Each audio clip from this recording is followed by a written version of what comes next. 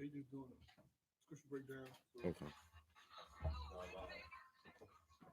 Right. Exodus 2, Moses.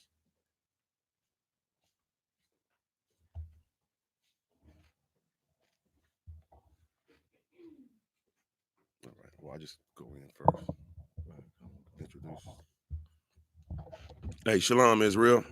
It's an Israelite school, Universal Practical Knowledge. Started out of 1 West, 125th Street, Harlem, New York, under Commanding General YAHANNA. All right, since 1969, we educate Blacks, Hispanics, Native American Indians, West Indians from North, Central, and South America. We inform them of their true heritage, which is comprised of the laws, statutes, commandments that's in the Bible. All right, and once our people begin to follow what's in the Bible, then and only then, okay, will the Most High God, in Hebrew, Yahweh, will send his son, Yahweh Shah, in the Hebrew, all right, to come and free us from all of the oppression, suppression, and the depression that the so-called white man has put us through, okay? And we know for a fact, all right, that if we follow what's in the Bible, right, that will be the end of all of the crime that's in our neighborhoods, black on black crime, right, brown on brown crime, right, that's happening in our neighborhoods. But we have to come back to the laws, statutes, commandments that's in the Bible and under men, right, righteous men of authority, right, in order to be able to rule, govern our neighborhoods, govern our nation, right, and as well have rulership over the entire earth, all right? We want you to know that if you're looking right now, we do, care and love our loved ones who are locked in prison. All right, we have a prison program to where you can get in touch, www.isupk.com, or you can get in touch directly through the I.S.U.P.K Houston School, all right? And we will definitely get in touch with your loved ones who are locked down, incapacitated, all right?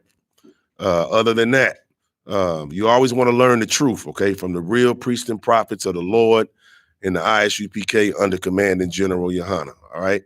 We're talking the so-called Blacks, Hispanics, and Native American Indians who are the real Jews, the real Israelites of biblical antiquity, all right? And Yahweh Shah, who they know as Jesus Christ, the world knows as Jesus Christ, is our king. He's their king, meaning the children of Israel, the nation of Israel's king, all right? So that we're going to go ahead and get started. I'm rocking it out right now. Priest and Officer 500, Habanah, rocking it out with me right there. And again, I'm Priest and Officer 5001 Ya'ala. We holding it down for Priest and Officer 5000 Yatazak. All right, so let's get it in. Yeah, no, yeah. This is scripture breakdown class. All right, scripture breakdown class. So if you have any questions, you want to put them in the chat, in the super chat at this time. All right, put it in the super chat at this time. Yeah, turn that volume down on that phone. Yeah, well, we'll just go ahead. We just go until going to Moses. All right, so what I wanted to what I wanted to go into is just being around last night, what I'm saying, getting the being in the spirit of the brotherhood last night. It was just so amazing for the Feast of Purim. We're gonna do it again tonight, of course. Right. And it just made me reflect on some things and some scriptures that I could break down about brotherhood. So one of those things I thought about was Moses. A lot of people don't really understand how, who can tell me how who is Moses? I don't know who Moses is. Go ahead. He is. But okay, like what is Moses famous for? Like, what is he known for? Like the main thing, like say for instance, you talking to a Christian, you ask a Christian, who is Moses? What are they gonna tell you? Who is he most famous? What is he most famous for? Lord's Prayer. Right, leading the people out of Egypt. You understand what I'm saying? Now, Moses didn't always start amongst his people. You understand? Moses actually started under Pharaoh's daughter, like with Pharaoh's daughter. You understand? Because I'm gonna give a little backstory. So if you go into Exodus 1, it talks about how Pharaoh was trying to get these Hebrew midwives to kill the sons and let the daughters live. Right. But the Hebrew midwives, they wasn't doing that because obviously they follow a living God. That's the Most High, and He don't play. You understand? And they were loyal to their God, and they didn't kill the firstborn, right? So the stuff is it was still taking place in Exodus chapter 2. But so Moses was born Moses is a Levite. You understand what I'm saying? And he was born, but he got hid in the bushes. So you want me to break down? You want to Go ahead. I got you. All right, come on, Khan. We're gonna start at Exodus chapter 2, verse 1. You want Yeah, let me get over here. Shalom. All right. So this is Exodus chapter 2, verse 1. And there went a man of the house of Levi and took the wife, a daughter of Levi. Mm-hmm. Verse 2. And the woman conceived and bare a son. So this was Moses' father. He was from Levi, and he took a woman. You understand what I'm saying? That was the daughter. Took the wife of a daughter of Levi. So both parents were Levi, and the woman conceived. Go ahead. And the woman bare a son. Mm-hmm. And when she saw him that he was a goodly child, she hid him 3 months. So when she saw, like, first of all, he's a boy, so she already know that Pharaoh trying to kill all the boys. So she saw it was something about this child was special from birth. She was like, nah, this child right here, I gotta find a way to let this child live. Right. Go ahead. All right. And when she could not longer hide him, she took for him an ark of bulrushes and dabbed it with slime and with pitch and put the child therein.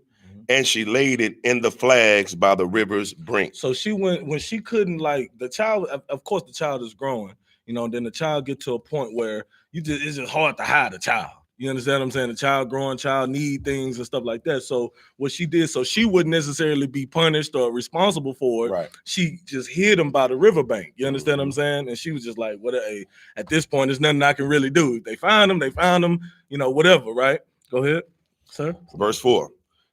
And his sister stood afar off to wit what would be done to him. Mm-hmm. Verse 5. And the daughter of Pharaoh came out to wash herself at the river, and her maidens walked along by the riverside.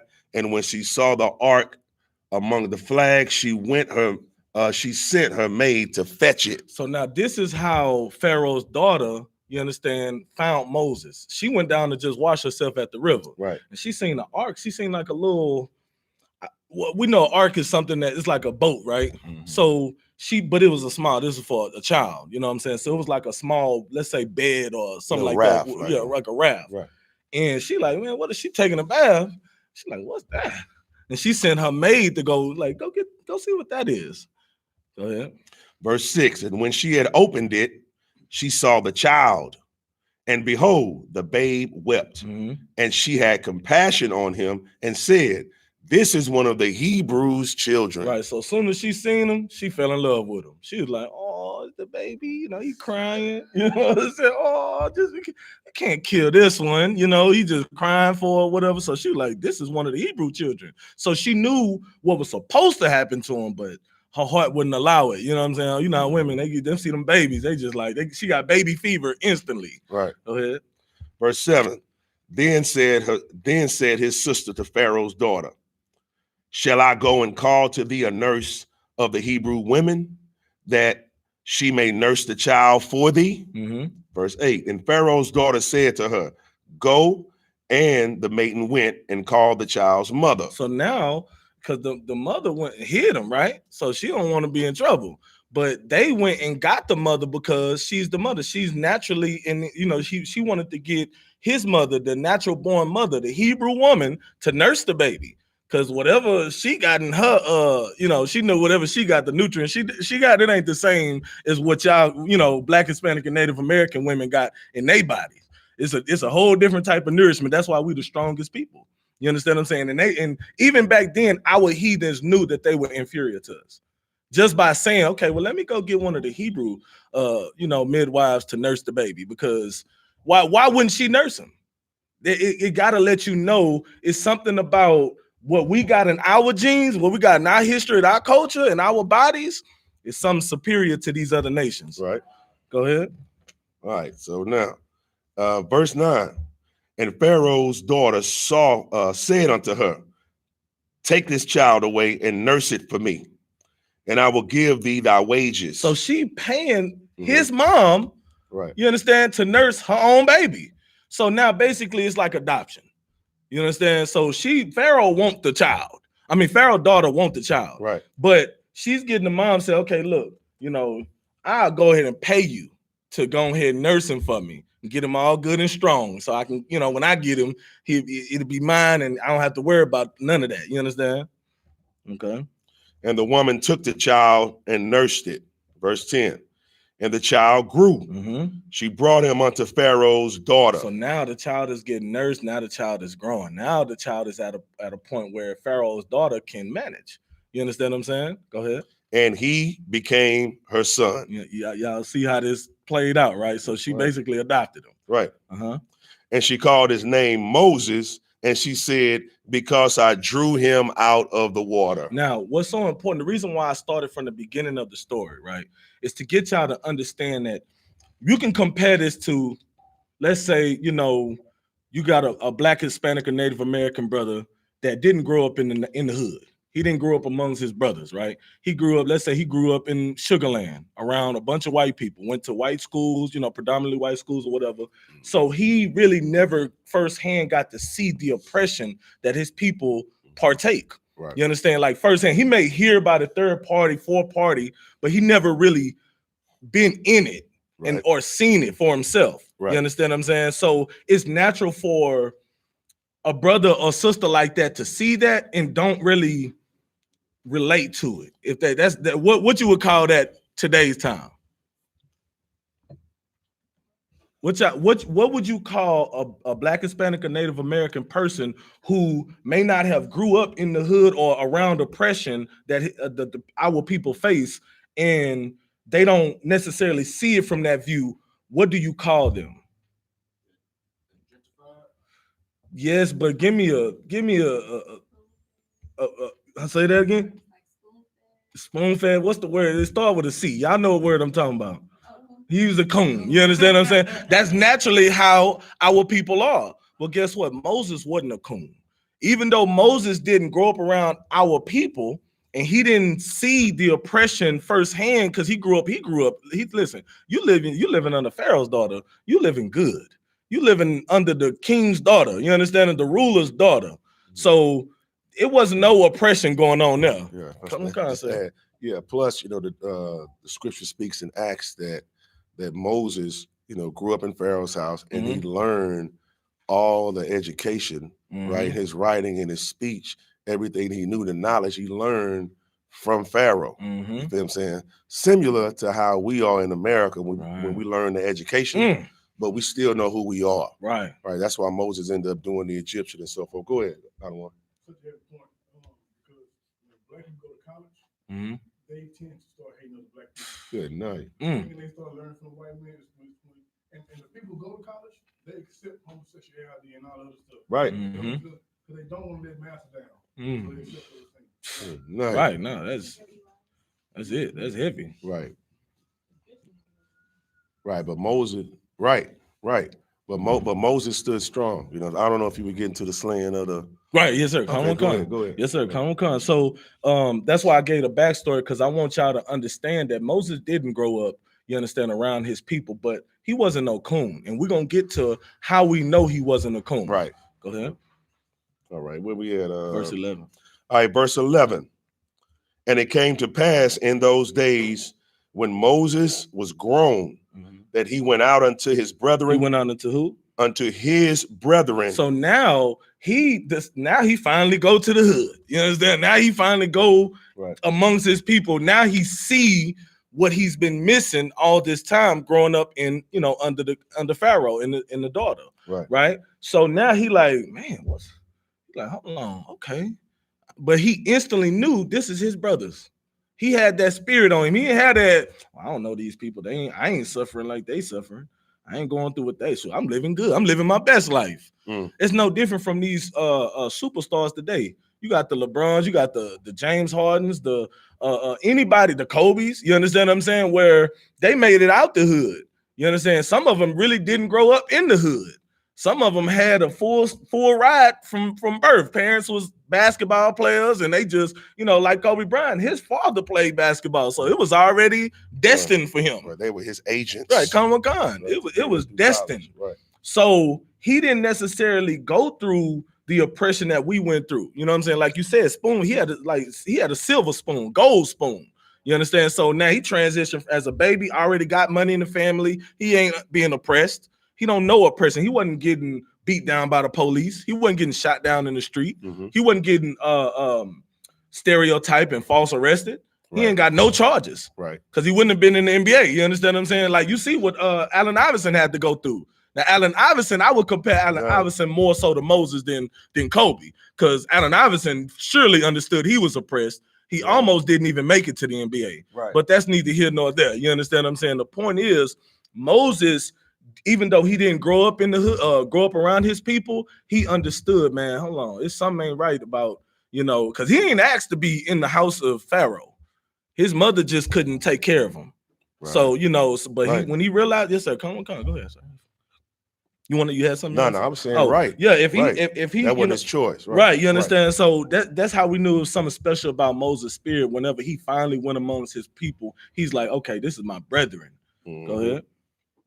All right, so now, and it came, verse 11 again, and it came to pass in those days when Moses was grown, that he went out unto his brethren and looked on their burdens. He did what? He looked on their burdens. So now he didn't just go amongst his people. Right. He said, man, they going through it. Like, wow, I ain't have to deal with this. I see, I see the Trayvon Martins of the world. I see the Mike Browns. I see the Laquan McDonalds. I see everything that's going on. I see the Officer Habanaz, the Officer Onyalas. You understand? I see what they going through in the hood. I see all the oppression, all the drugs, all the poverty. You know what I mean? Like, I see their burdens. Like, I feel that. You understand what I'm saying? And that's what every famous and rich Black, Hispanic, and Native American brother or sister need to be feeling. Right. The same way Moses, this is true brotherhood. When you don't grow up around or feel the oppression that your people are going through and still understand it and still relate to it and sympathize with it and say, man, look, they going through it. They getting burdened right now. That's the type of spirit that the James Hardens of the world should have. And if they had that type of spirit, guess what they would be doing? Go ahead. I mean, Colin Kaepernick and all of them too. Because Colin Kaepernick, yes, I definitely you understand, relate to what he's doing. And I commend him. You know what I'm saying? But he ain't in the UPK. You understand? And if these brothers, just like how Moses, if they really felt the burdens of their people, what would they be doing? Like the same thing you doing right now. Right. You in all black, you sitting in class. You understand what I'm saying? They were in contact with an officer in the school, and they'll be donating all their money. What did Christ say to the rich man? Anybody? Come on, y'all.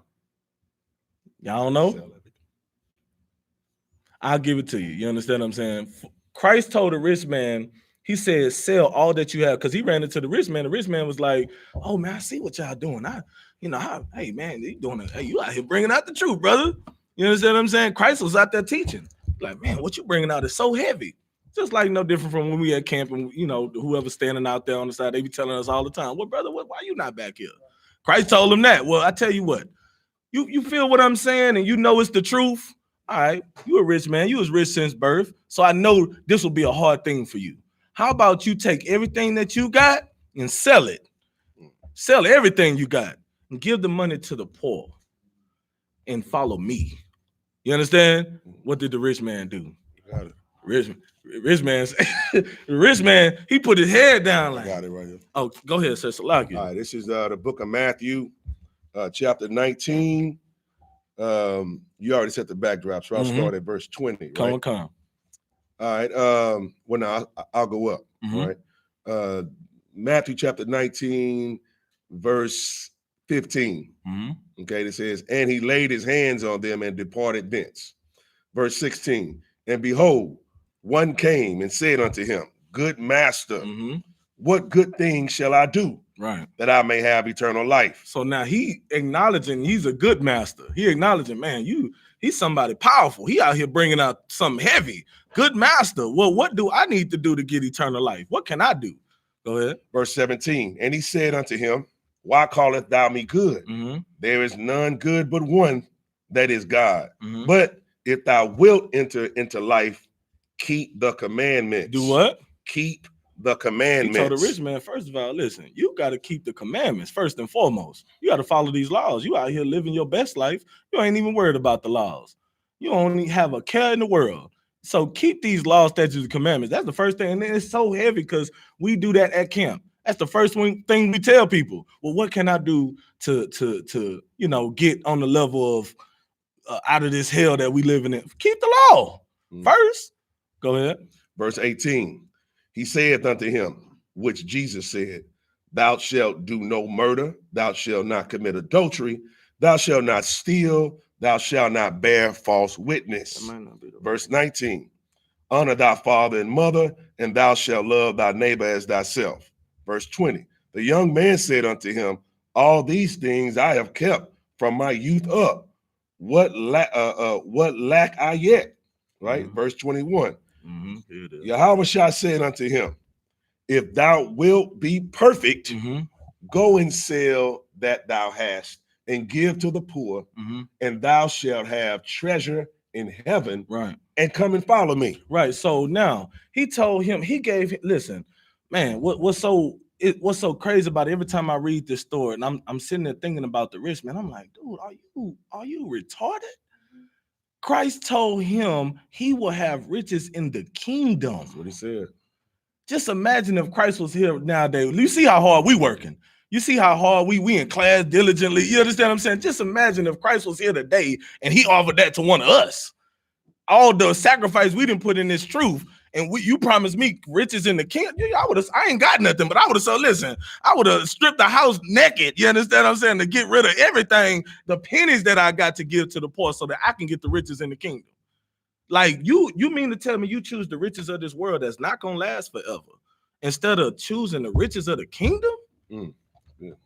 The kingdom, you understand? Something that is eternal. But you want to choose the riches of this world. That's the same. That's your James Harden today. That's your LeBron James. And I'm not saying that they don't give back, but they ain't doing that. They ain't selling all they got and giving it to the poor. Just imagine what they said. I'm trying to get the statistics right. So they said like it's about 300 and something million people. I want to say is it not? I know it's let's say we got all the rich people, right? I know LeBron James probably worth almost $500 million, if not that much, right? Just imagine if they just gave $1 million to, let's say he go to his city. Let's just say Cleveland, you know what I'm saying? Or the state of Ohio, and just gave $1 million to each person. You understand what I'm saying? He still wouldn't even be broke. He still would have probably a couple, millions of dollars. But everybody in that state would, not everybody, Black, Hispanic, and Native American. Let's make sure I get the context right. Y'all know them other nations are like a drop from a bucket. We don't care about them. I want to add to that. When you get in a position like that, and you start to do charity work, as they call it, and donate, you can set it up to where you get the money back. That's how cold and you know what I'm saying, that our people are and hateful. I'm saying like Officer Gabawar was bringing, that's how hateful our people are once they get into college or get money, because they can do write-offs and so forth and they still won't give it. They'll let you know, man. All right, now let's get verse 22 real fast, right? So, go ahead. I didn't see you. Go ahead. I was going to say the first thing that people do is go build Africa. Good night. Go work with heathens, right? Right, and get in the middle of a circle, right, with a bunch of fly swatters. You know what I'm saying? And then bounce up and down. Get this on video. Bounce up and down. Let's go in a circle. Right. You know what I'm saying? But that's what the oppressor do the same way, right?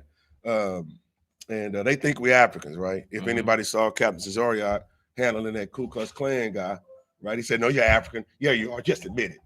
You know what I'm saying? Because that took away his whole premise. Just cut it in half. right? We sold each other. We did this. We came from Africa. We're not Africans. We don't like them either. They don't have no premise then. You know what I'm saying? Right. Now, it goes on. It says, Matthew chapter 19, verse 22. But when the young man heard that saying, he went away sorrowful, for he had great possessions. So he didn't just walk away. He didn't just say, all right, y'all, I'm going to get up out of here. He walked around sorrowful. Why was he sorrowful? Go ahead. Because he was selfish. He was that selfish, and he was sorrowful because he just knew it's just something I can't do. It's not like is there anything else I could do? Right. I gotta give up. Verse 23. Then said Yahweh unto his disciples, verily I say unto you. Meaning, for sure, this is for sure. You understand? Yep, truly. That a rich man shall hardly enter into the kingdom of heaven. That a rich man shall hardly enter into the kingdom of heaven. It's hard, like it is going to be rare. You understand? Like, and this is for sure. It's going to be rare. It's because these rich, they don't, once they get to that level, it's like, well, you know, hey, I'm good. I don't know about you. You know, then they pulled the IUIC to hell. Who the hell care about Trayvon Martin? You know what I'm saying? That's how that's how they get. I don't care about it. Then they act like they do because, you know, of course, you want to steal. You are a public figure, and you do, you know, especially if you're black, you want to appeal to those who are your fans and who's paying that money to see you. Right. So you're gonna have the illusion that you are really, you know, you really care about your people, right. and you only give into a small portion and do not even to the magnitude of what you can do. Yeah, you may start a fund, a foundation, or a school, give it to certain charities, but come on, you making think about $500 million. If you just paid your tithes off that to the school, you understand what I'm saying? $50 million. You know, a Commander Junior Hunter could do a $50 million. We don't even get a fraction of that, and look what he do. We're raising up the nation. You understand what I'm saying? But you making $500 million, you can't even pay your tithes. Yeah, you ain't gonna make it to the kingdom of heaven like that. On money that you can get back. See, you can, like when you say that, you can't ever forget that with it.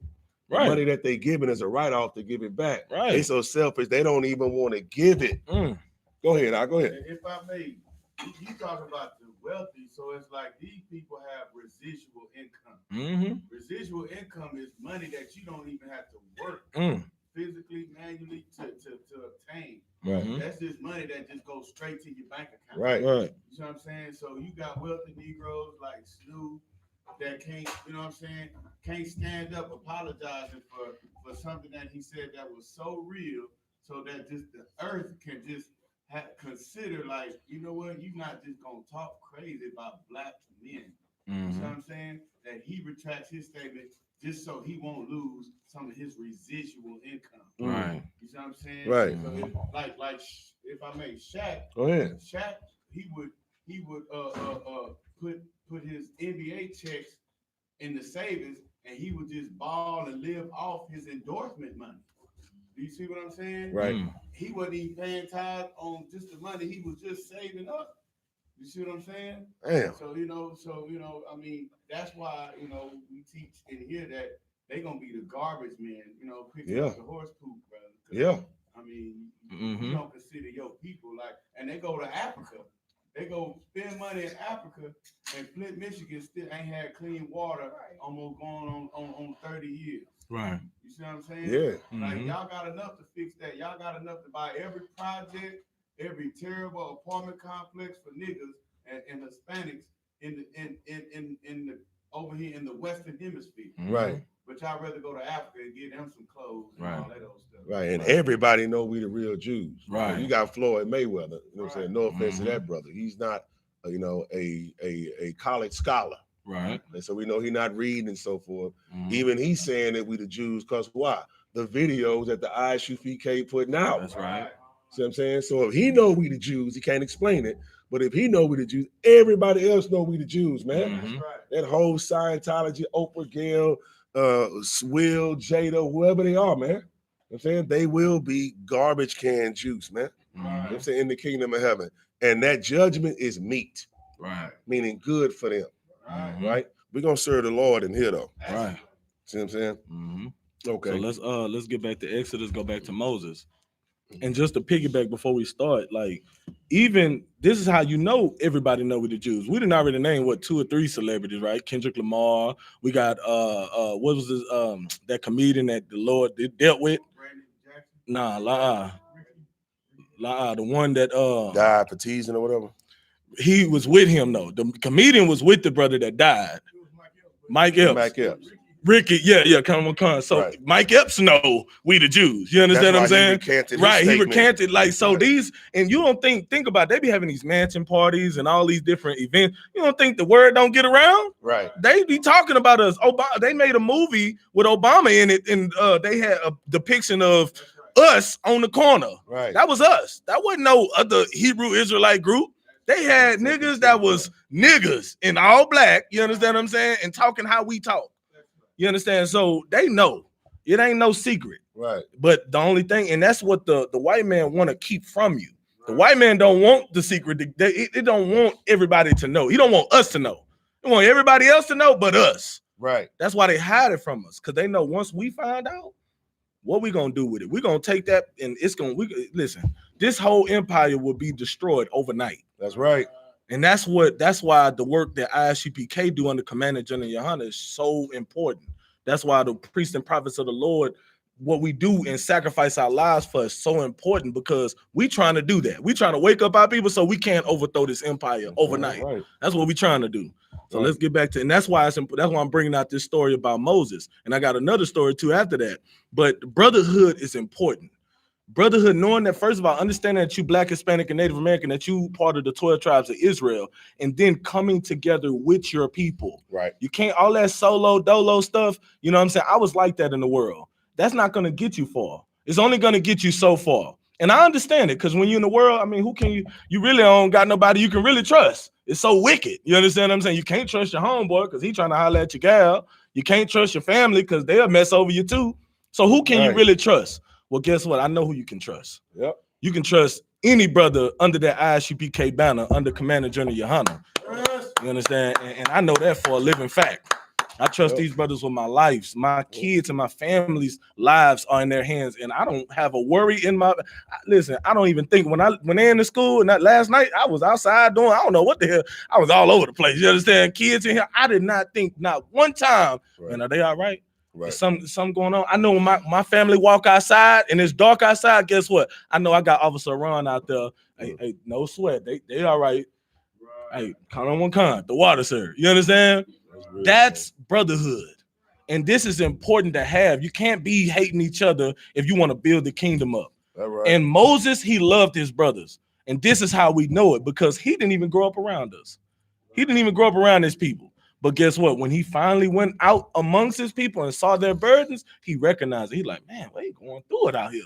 Right. You know what I'm saying? He felt that in his heart. You know, that when people hear the song, like, I felt that. Well, that's what Moses did when he saw his people. He felt that. You understand? Right. Go ahead. We had you can 11 to 12. we can read verse 11 again. We never really got to finish it. So like Oh, that's cool. All right, this is Exodus chapter 2, verse 11. And it came to pass in those days, when Moses was grown, that he went out unto his brethren and looked on their burdens, and he spied an Egyptian smiting an Hebrew, one of his brethren. Now, I'm gonna ask y'all, Mm.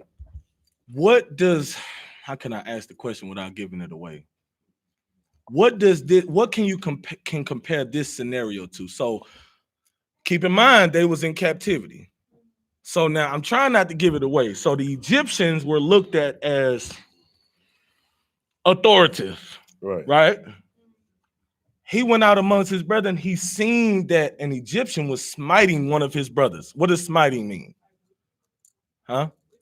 But yeah, he was whipped. He was trying to kill him. He was beating him up. You understand? He beating him up, really trying to kill him. He was trying to.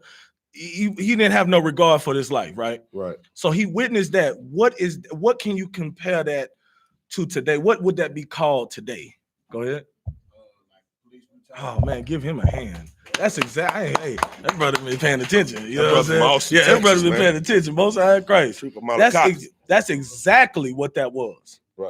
That's exactly what that was. That was police brutality because the Egyptians was in a position of authority. Right. They were the lawmen. Right. You understand? In Egypt anyway. Right. You understand? Really, the Levites were the real lawmen at that time. But you know, if they're in Egypt, you're in captivity. That's just like HPD. You understand what I'm saying? Like they would be like the Egyptians. So he was beating up another one of his brothers, and he saw that going on. But you got these fake Israelite groups saying, "Who the hell cares about Trayvon Martin? Who the hell cares? Oh, he should have complied." You know, well, he was out. He was talking. He should have just listened to him and talked. You know, and not talk back and not resisted arrest. Because you know you got the lawmen in some of these groups. Right. You got the police intertwined with them. That's why the next story gonna bring that out. Right. Right. And I just want to throw this in here, just to up the ante for the women and everything. Like the police brutality, they don't care about the women either. Like when they pull you over, they give you a ticket. They don't have to actually beat you. Police brutality is also financial. You know what I'm saying? Police brutality is spiritual, right? Knock down your confidence. Police brutality is making you fearful and not being good. Like if you at the red light, you say, "Oh man, there's a law behind me." You shouldn't even say that. You shouldn't even feel like that. You should be like, "Oh man, a cop behind me. That's cool." Right. I'm saying, but it's ingrained in us, right, and put in us to have fear. That is police brutality without beating and killing and shooting. They doing our sisters like that too. Go ahead. That's the difference between a free man and a slave. When the police Right. get behind you, you know what I'm saying? Damn, when the police behind a white man, So it's too they speed up. Right. No, real talk. Right. So that's the big difference between a slave and a free man. Right. And if I could, just to piggyback what Officer Wanyala said about the sisters, right? I'll give a perfect scenario. Corin Gaines.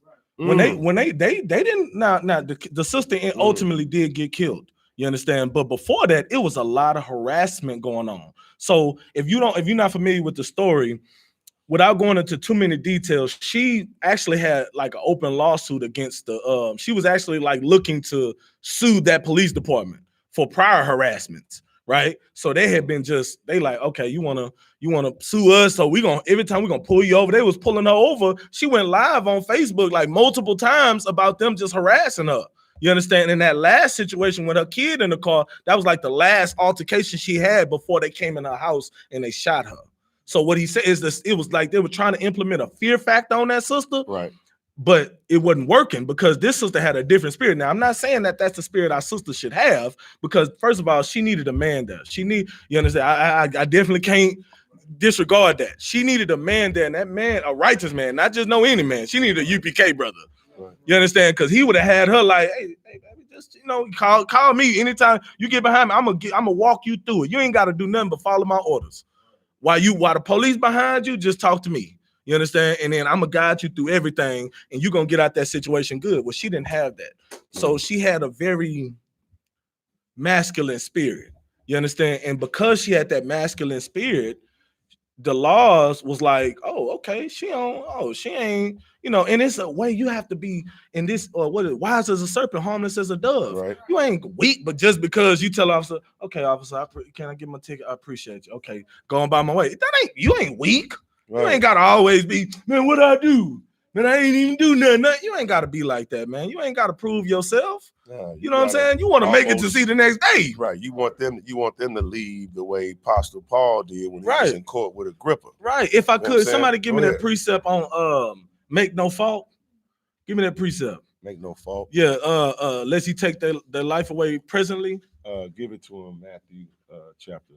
Somebody get that for me, because it's a way that you have to deal with law. If you follow the Bible, and the men in the I.S.U.P.K and the Commander General YAHANNA, we know what to do if we get pulled over.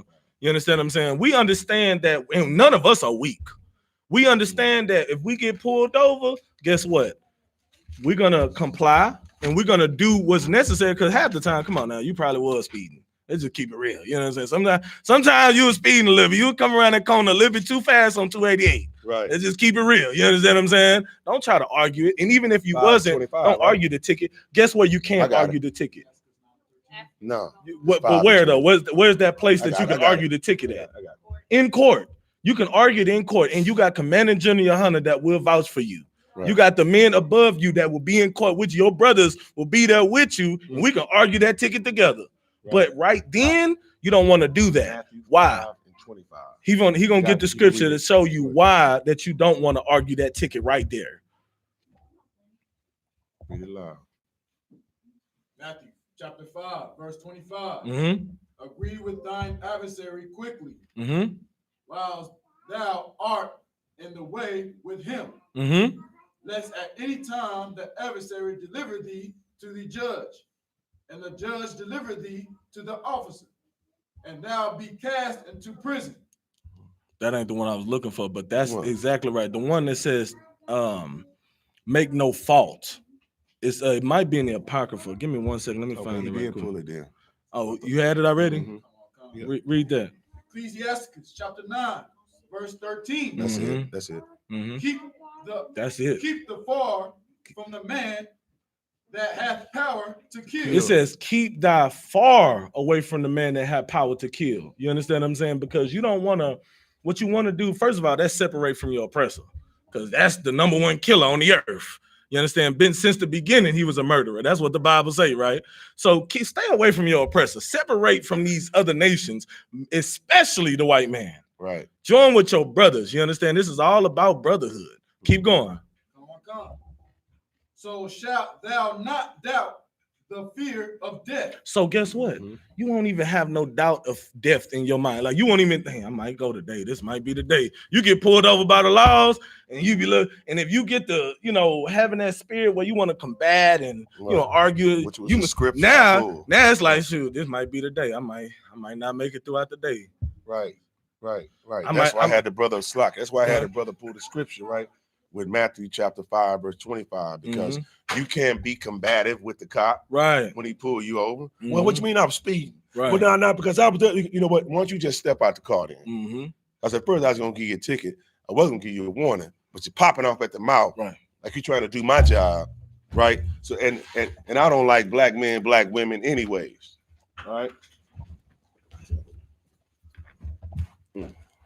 Too all right. All right. Too all.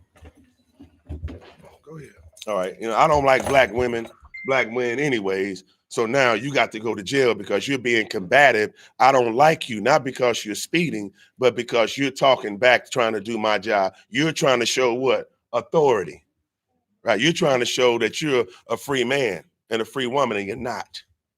So now it's time to go to jail not because you're speeding, but because you talking against my authority, right? That's why we get shot. Go ahead, sis. That's like the same thing that happened with Sandra Bland. She was well educated in law, period. But you don't let them know everything that you know. So if she would have just let them do their job, and she would have went home, then she would have been able to fight that whole ticket. She had all the evidence. She recorded it on her phone the whole entire time. Right. When he opened her door, when he brought her out the car, with everything that he did, all she had to do was stop talking long enough to be able to go home. Right. And she would have had her case done and over with. Right. So Matthew 5 and 25, what? Agree with thine adversary quickly when you on the way, or in the way, meaning once he got you. Just get the ticket and go and do your thing. Don't battle him. Wise as a serpent, harmless as a dove. You probably got the da swinging. Probably got some other literature in the back. He see all evidence because they're trained to see what? This is an Israelite. They got the memo. They know you an Israelite.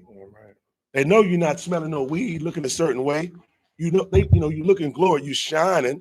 What the scripture say? A light that's put on the hill can't be hid, man. So they already know who you are. Just be just as nice and respectful. That's in your favor. Then they'll let you go. Right? Because what? One last scripture. Proverbs 16 and 7. Right? Proverbs chapter 16, verse 7. That's an excellent scripture. Right? When you flee to the Lord, you don't even have to worry about the enemy at all. All right? Give it to me. Proverbs chapter 16, verse 7. When a man's ways please the Lord. Now, when it please the white man's rules. Please the Lord. When your ways, right, your righteous ways please the Lord, keep going. He maketh even his enemies to be at peace with him. They got to let you go because your conduct is upright and you're looking. He's probably got on, You know what I'm saying? Some body butters and some other stuff. You just too clean. You know what I'm saying? They gotta let you go. The spirit is on you. Right. And they actually fear that. They fear the spirit of the Lord. Well, there's nothing here. My work is done. Here, go ahead, man. You know what I'm saying? And I got a partner who was a cop. He in I.S.U.P.K now. And he told me clearly that once they pull you over and there's something going on, they all take notes and they mark your car. You know what I'm saying? So whatever goes on, they okay. Oh, they found weed last time on this car. They got all the notes. They coming over. Hey, what's going on? Got anything pokey or anything? You know, they start asking you that. It's finna be a while. Any dead bodies in the back of the car? He. It's all about what?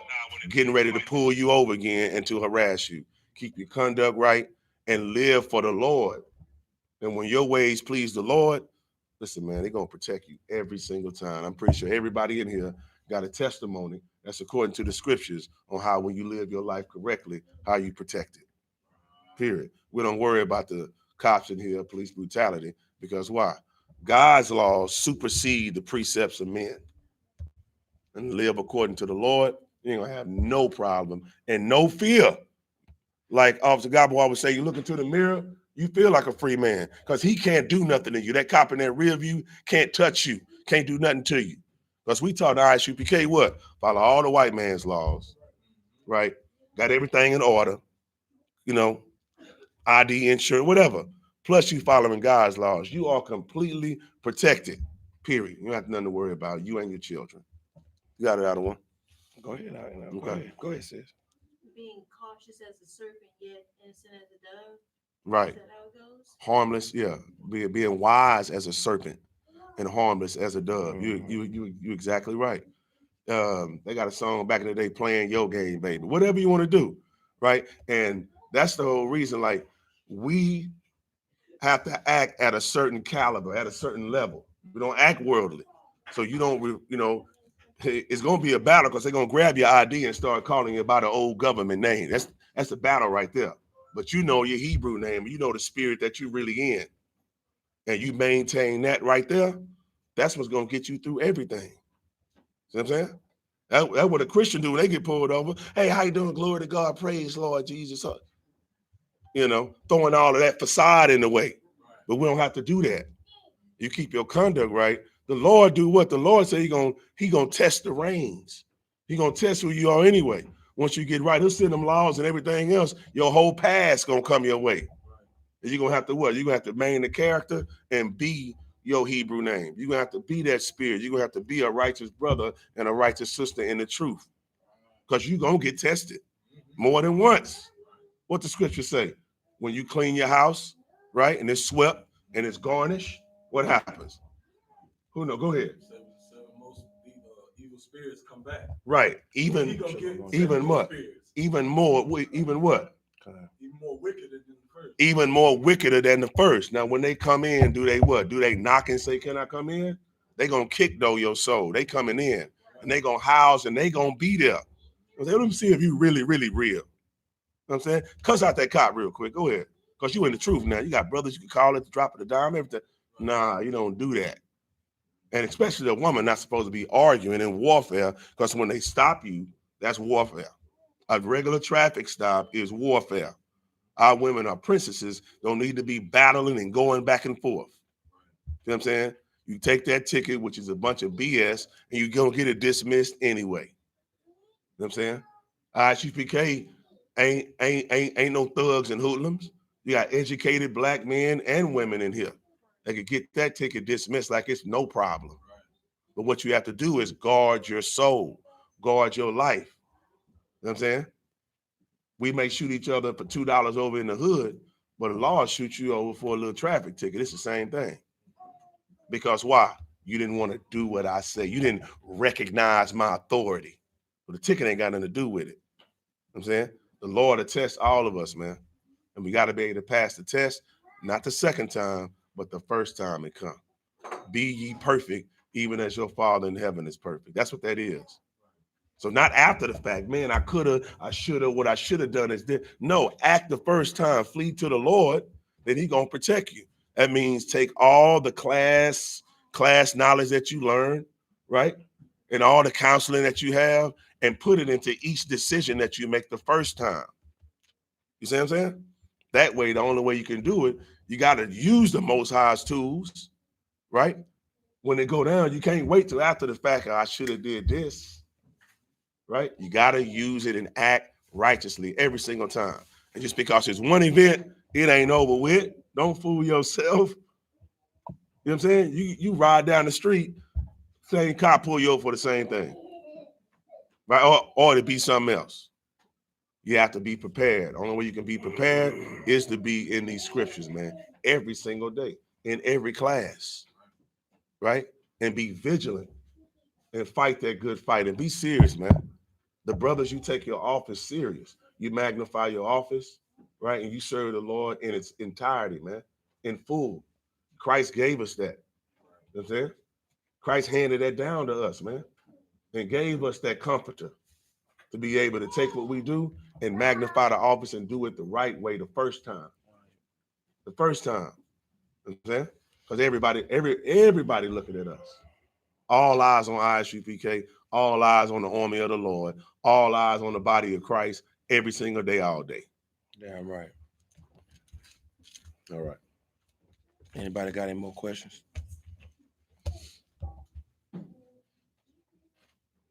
Nobody got a question? Okay. Let me get Romans 5:3.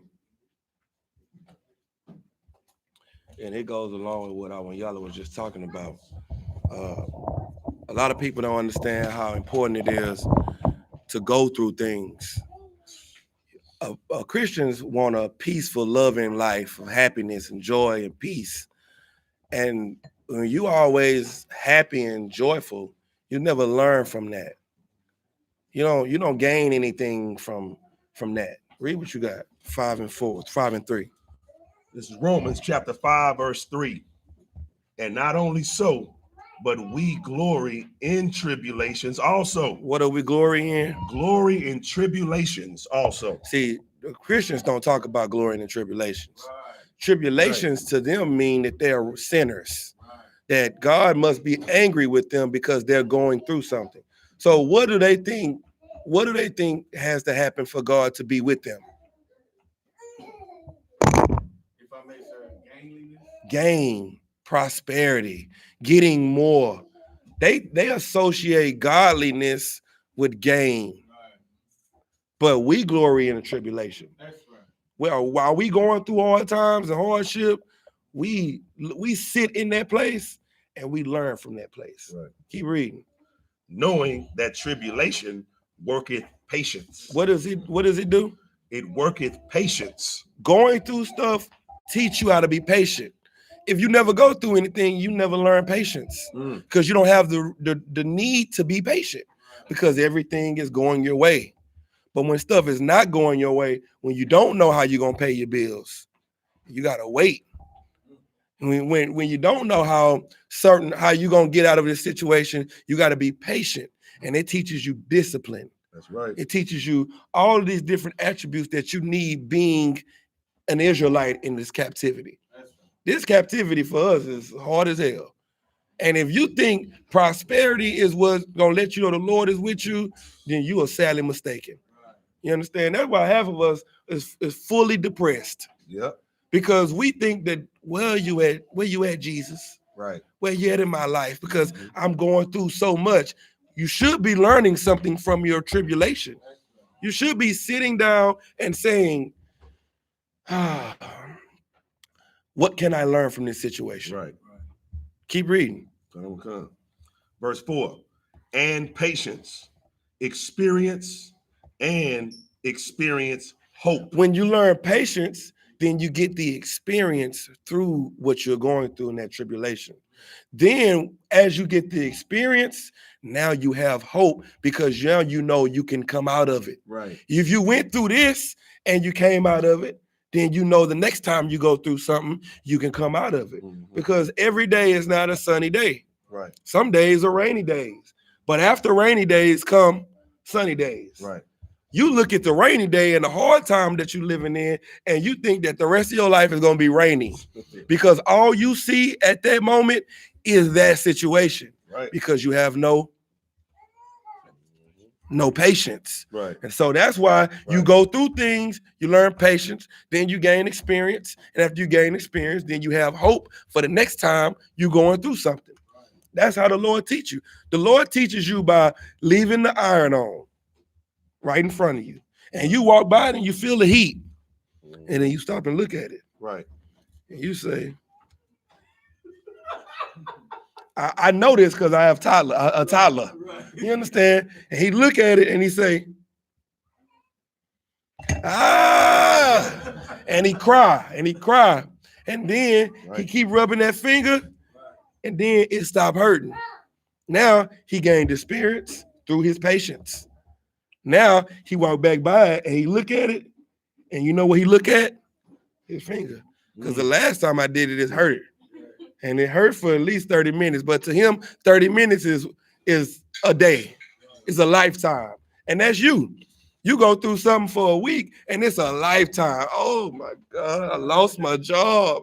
What am I gonna do? Oh, this is my favorite job, my dream job. Right. And then you look up, I just found another job. They paying me $10 more than they was paying me the last time. And they got a better schedule. And now I can go to the Passover and I can go to, and you're like, man, but you was about to damn near jump off the bridge for Walmart. Go ahead, Doc. The greatest thing about being in this school is that you understand, especially in this captivity, that if the Lord only provide me something to eat, provide me clothes for my back and shelter, that's all I need. Yeah. So I know I'm going to get that at least. We learn here to be content. Right. You understand? That's what we learn here. Give me Sean the Posh, you give me Matthew 6:33. Yeah, give me Matthew 6:33. Keep reading where you at. Okay. This is verse 5. Romans chapter 5, verse 5. And hope maketh not ashamed, because the love of God is shed abroad in our hearts by the Holy Spirit, which is given unto us. Once you go through the experience, the tribulations, you gain the patience. After you get the patience, you get the experience, which gives you the hope to keep fighting. Then you are not ashamed to go through another situation. Right. Because now you have the tools to make it to the next time to get out of that situation. What's the tools? The patience, the experience, and the hope of knowing it's not gonna last forever. Right. Now you can tell somebody else, man, it's gonna be all right. Just hang in there. Come to class, learn this, do that, because now you're gonna have what you need to not be ashamed. You see what I'm saying? You see how your tribulations happen to build you up? Right. That's what you don't understand while you're going through a trial. And you going to church every Sunday, your pastor's not teaching you this. So read the next verse. Verse 6. For when we were yet without strength, in due time, Christ died for the ungodly. When we had no hope, we had no understanding what we was going through, that's when Christ died for you. Why? To give you hope. Right. So that you won't be ashamed through his experience. Now you can patiently wait. Here is the patience and the faith of the saints. Now we know what we can wait for and be happy about, because now we have something that our hope is in. Now our hope ain't in ourselves. Our hope is in who? In Christ. Through what he's done for us, now we know that we can do it. At first we were walking around like it can't be done. Right. But now we've seen him do it. We know it can be done. It gives us hope. Go ahead. If I may, sir, we had a scripture, in Philippians where it said, I can do all things through Christ who strengthened me. Right. So you know what I'm saying? So our pastor make us think that, yeah, we can have a 100-yard football game and score 100 points in the damn basketball game. But what Christ the strength that Christ gives is to be perfect, man. That's right. It's to not want nothing. It's to be able to travel and do the work of the Most High, and don't have to, and just know that you're gonna eat something, you're gonna have shelter, and you will be clothed. Read what you got up. Read that scripture. Matthew. I got this. Go ahead. Book of Matthew, chapter 6, verse 33. But seek ye first the kingdom of the power. Come on. And his righteousness. And whose righteousness? And his righteousness. Your righteousness. His righteousness. No, seek after you get your money. His righteousness. No, well, seek what at the beginning? Seek ye first. Second? Seek ye first. After you get your college education? Seek ye first. What? The kingdom of the power. That's the first thing that men you should be working toward. Women, you should be trying to make sure that the kingdom comes. Right. We trying to bring the kingdom of heaven, and we got to seek first our kingdom, getting out of this hell that we living in, and the Most High's righteousness, not your righteousness, not what you want to do, not what's important to you, but what the Lord wanted for us, what the Lord want for this earth, and that is for niggas to rule it. That's Right. right. Go ahead. And his righteousness. And all these things. Some of the stuff, And all these things. most of it. All these things. What happened? Shall be added unto you. Then all the stuff you want will be added. Read the next verse. Verse 34. Take therefore no thought for the morrow. Don't take no thoughts for what? The morrow. The morrow. What does the morrow mean? Tomorrow. Don't worry about tomorrow. Why? For the morrow shall take thought for the things of itself. It's enough stress and burden tomorrow waiting on you. Mm. Worry about what you got going on today. That's why when you say the Lord's Prayer, say, give us this day our daily bread. Right. It don't say, give us this year our daily bread for the rest of my life. It said, give us this day. It teaches you how to be content and patient. Right. Through hard times, through the things that you're going through. Go ahead. Sufficient unto the day is the evil thereof. It is everything that you need is in this day. That's right. Everything you need for this day is in this day. Right. It's sufficient.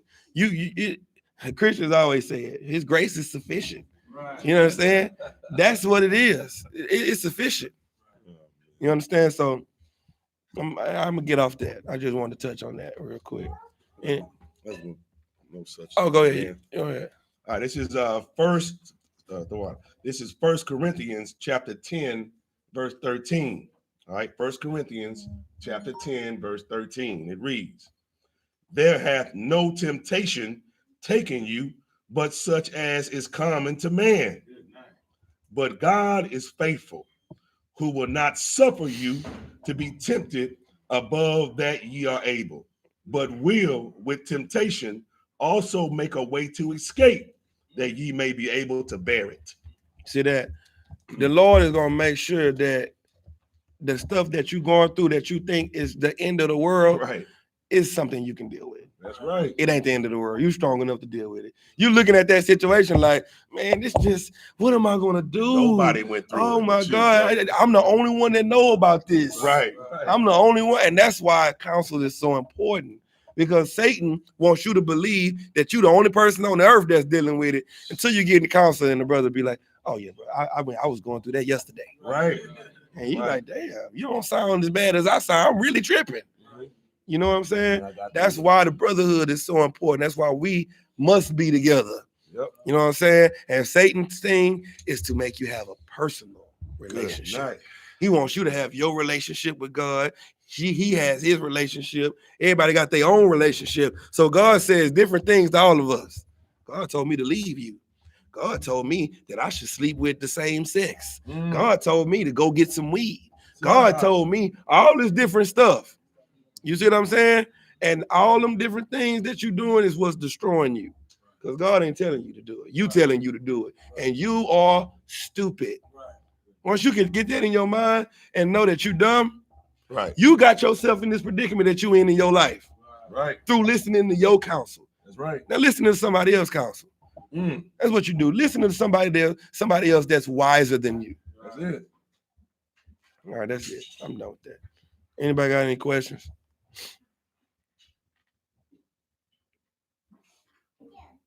So everybody good. Everybody know the Bible. Okay. Let me go to my question section. Mm-hmm. And see if there's any questions online.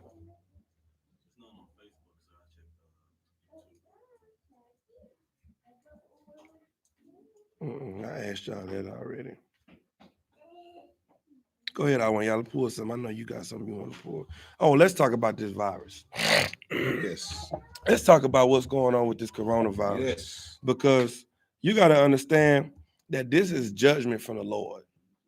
This whole everything that's happening right now, this is the Lord's judgment, and he's doing this to the other nations because of their pride. The white man's spirit is so prideful. Give me Psalm 73. Let's get that. Let's get it. Good night. The Lord is judging the wicked. That's what he's doing.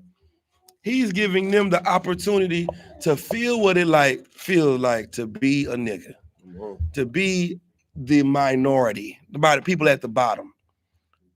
Start at verse 2. It's the book of Hold Psalms. on, is that the one I need? That's a lovely breakdown. That's it? Come on. Yeah, let's get it. Psalms chapter 73, verse 2. But as for me, my feet were almost gone. My steps had well nigh slipped. Mm-hmm. Verse 3. For I was envious at the foolish when I saw the prosperity of the wicked. That's us right now. Yep. Right now, we are envious of foolish people. We are envious of the people on this earth that got all of their gain through crime. These people are not rich because of their righteousness. The scriptures say that when the Lord give you riches, can't nobody take it away. Right. You understand? But when you get riches through evil, it's canker dust. It could be taken easily with the blink of an eye. You understand? Right. But we envy these evil, wicked people because of their riches. Not because of their righteousness, just because of their riches. Keep reading. Come. Verse 4. For there are no bands in their death. There is nothing that happened to them when they do evil.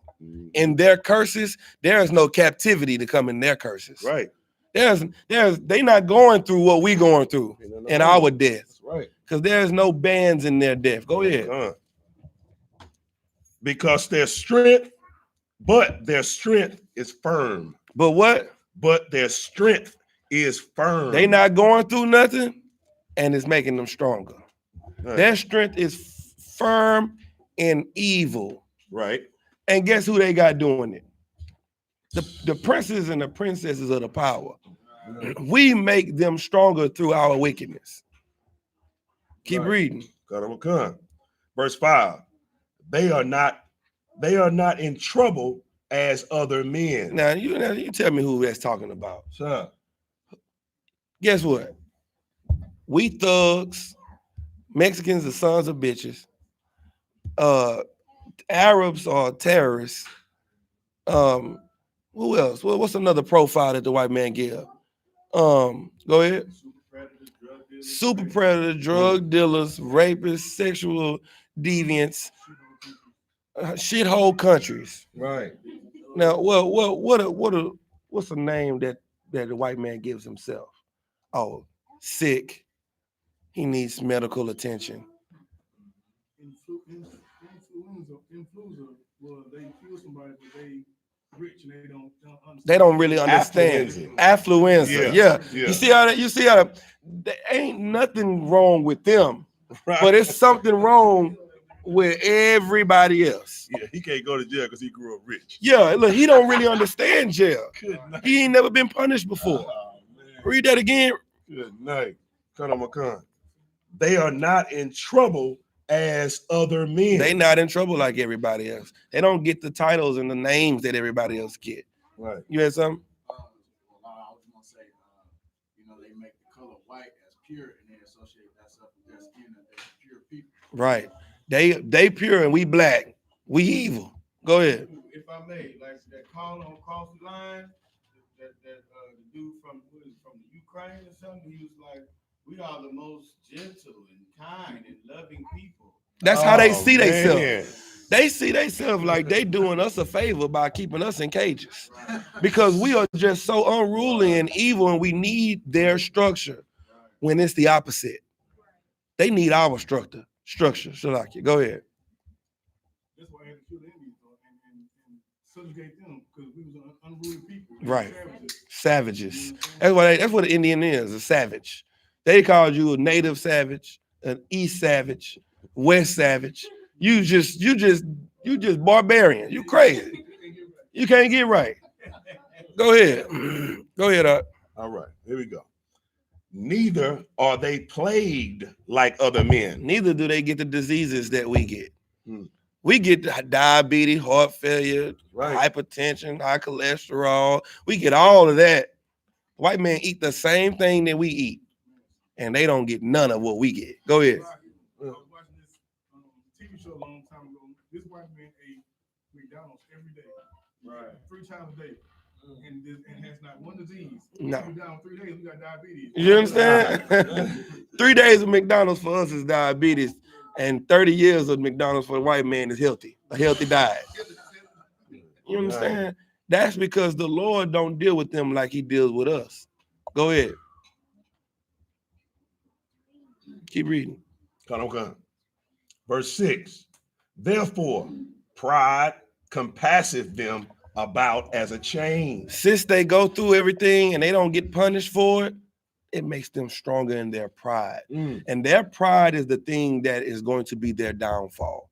The coronavirus is the Lord trying to show Blacks, Hispanics, and Native Americans that he loves you and he don't love everybody else. Because the coronavirus is slapping Indonesians, East Indians, Africans. It's hitting Africans. So at first they say black people can't get it. Africans got it. That's right. The white man got it. East Indians, Chinese, Japanese, everybody else got it. We don't have it. This is like one of the plagues in Egypt. While they dying, real, man. we celebrating. Look, while they dying, you know what we doing?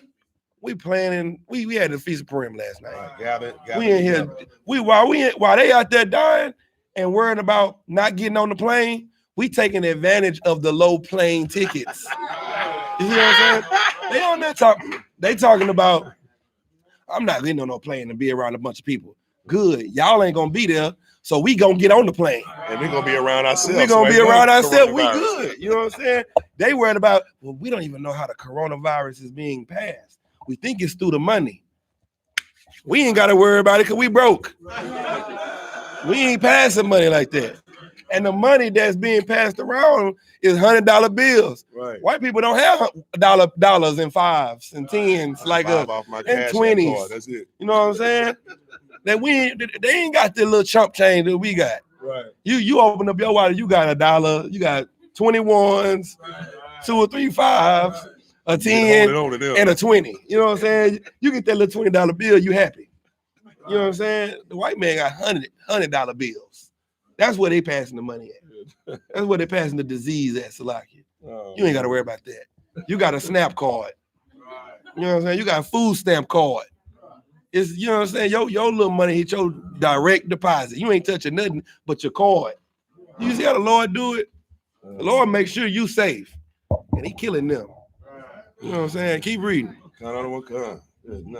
Their pride compasseth them as a chain. Mm-hmm. Violence covereth them as a garment. You see that? What covered them? Violence. They get dressed in killing and destroying you. They have made the name that they have now through murdering everywhere on the earth. All over the earth, they are the murderers on this earth, and nobody calls them the murderers of the earth. They call you a thug because they see you in movies, but they never call a white man the devil. When the I.S.U.P.K, we call a white man the devil, the Bible speaks of, because that's exactly what he is. You know what I'm saying? We're gonna call a spade a spade. Go ahead. Keep going. Okay. Verse 7. Their eyes stand out with fatness. They have more than heart could wish. They eyes, they looking at the stuff that they got, and it's still not enough for them. That's pride, man. The things that you want in your dreams, they got it. Your dream car is in their garage. Your dream house, they live in it. And they want more. Yeah. Their eyes is wanting fatness. They are not content. They are not patient. That's why you are taking on those attributes. Right. You take on those attributes because you are of who? Your father, the devil. And the lust of your father ye will do. And that's what you're doing. You are doing his lust. You are living the life that he put before you to live because you are following him. Right. Everybody follows the leader. What the Lord is trying to tell you is don't make them your leaders, because when you make them your leaders, then I got to punish you because you're going to live like they live, but I'm not going to punish them because I don't care what they do because they're not my children. Right. See how it works? Keep reading. Verse 8. They are corrupt and speak wickedly concerning oppression. And you are trying to vote for these very corrupt people. Your pastor is telling you who you voting for. Y'all better vote for what's his name, because we trying to get Trump out of there. Y'all better vote. Y'all better do this. If you go to the church, they got voting booths in the church. They want you to vote at your church, at your granny church, for a different pimp. Right. Your pimp is sending you to another pimp, referring you to another one, his pimp. You see what I'm saying? Go ahead. Like it. Between white Jesus, who's there year round, the white man only comes to black churches during voting season. That's it. And the pastor puts him on the pulpit and lets him speak to the people. Let him. Now you can't even walk in the pulpit. Oh, man. You know how many times as a kid I done got in trouble for walking in the pulpit, stepping up there. You can't even step up there. But the white man don't know nothing about Jesus. Come stand right behind that pulpit and talk through that stanky mic. Go ahead. So like it was a video of one of the presidential candidates dancing in front of the black people trying to get the black vote. I don't know who it was. Right. Yeah. Dancing in front of him, shucking and jiving. Go ahead. So like that was he was a Democratic A Bloomberg, I think that's who it was. It was Snyder. Okay. Tom. And he was up Peter. And he was up there dancing, you know, and like Hillary Clinton did it before. Bill Clinton did it on Arsenio Hall show. That's all the Democrats, that's their thing. They push to get the black vote. And we do it because I mean every black elected official is a Democrat. And you know what? That's why they're gonna lose. Right. You know why Donald Trump is gonna win? Because Donald Trump don't care about the black vote. Right. He focuses on his own people. Right. What does Donald Trump stand on black people? You black, I don't give a damn about you. That's it. And he the president of the United States right now. That is how you win. Honesty. But your Christians are Democrats. And that is how they always they get bamboozled, because Democrats are liars, just like your pastor. Donald Trump, I respect Donald Trump. I like him. I like the fact that I can look at him and know that he the devil, because he say it. He say that I don't like you and you shouldn't like me. Make America great again. I can respect that. You know what I'm saying? I can respect somebody that I ain't got to guess about. Right. You know what I'm saying? I don't give a damn who's the next president. I want Christ to come back. And all I'm going to do is try to get my brothers and sisters off of drugs. I don't care about the coronavirus. I care about diabetes. I care about our coronaviruses. Right. That's our coronavirus. We want to get our people out of the condition they in. So what do? We trying to get you on this dietary law. You know what I'm saying? We trying to get you to change your life for the better so that you won't be in the condition that you in with the Lord punishing you. Let the Lord punish them like he did in Egypt when he killed all of the African firstborn while we was dressed up having a party at the Passover. I hope the Lord come back. I hope he did it like he did in Egypt while we at the Passover. He come back. and free us the way he freed us out of Egypt. You know what I'm saying? Like this is a very important thing, and this is a very important time that we living in right now. Keep reading. Come. Like somebody had their hand up, Salaki. Go ahead. I was gonna say back to What verse you at? Verse 8, they speak Go ahead. I was loftily. gonna say back to when y'all was talking about voting stuff. TSU, I go to TSU. That's right around the corner from U of H. All the white political parties are at TSU, making the students pay for parking so they can come and talk about voting at our school. But when you go to U of H, everybody walking around freely. There's nobody, no cameras, there's no news, no nothing anywhere at U of H talking about voting, vote here, all the flags that say vote here. They don't have any of that. They don't have no, like the Republican Party names, Democratic Party names. They don't have none of that. Everything is at TSU. Our teacher had them come to our classroom, not teaching nothing. Had them talk to us. Had everybody leave class early to go vote. Damn. They in the class early so you can go out and get you a new white man in At office. the HBCU, but they're not doing that at the PWI. You see that? That's why it's important to have new leaders, because your leaders are leading you to the slaughterhouse. They are walking you in the door to be killed and destroyed. They trying to give you the coronavirus. They trying to join you with the very people that has the cooties. And what they doing? TSU doing it for money and publicity. That's what black people always do. Everything that black people do stuff for is money and publicity. That's it. That's it. But guess what? Look how the Lord doing it. While they doing all this, the NBA is saying they're not going to even have fans at the game no more because of the virus. That's it. See how the Lord just trickling down their little money? Right. They shut down South by Southwest. They shutting down all these major concerts. So now your entertainers not gonna be able to get their money like they used to get it. Now the city not gonna be able to get money like they used to. That's money. But guess what? Houston, they don't care about you. Right. Because the rodeo is happening. Ooh. The rodeo is happening. Even at least in Austin, they care about you a little more than they do in Houston. Right. You know what I'm saying? They don't give a damn about you down here. They got the rodeo happening in the same way people travel to come to South by They're Southwest. gonna go to that. They travel to go to the rodeo. They're gonna go to something. They gonna Right. find something to do with Right. it. See what I'm saying? It's important, man, that this time that the Lord is giving you, that you wake up and you see what he's doing and you come out of the world. So you be not partakers of her plagues. They're not.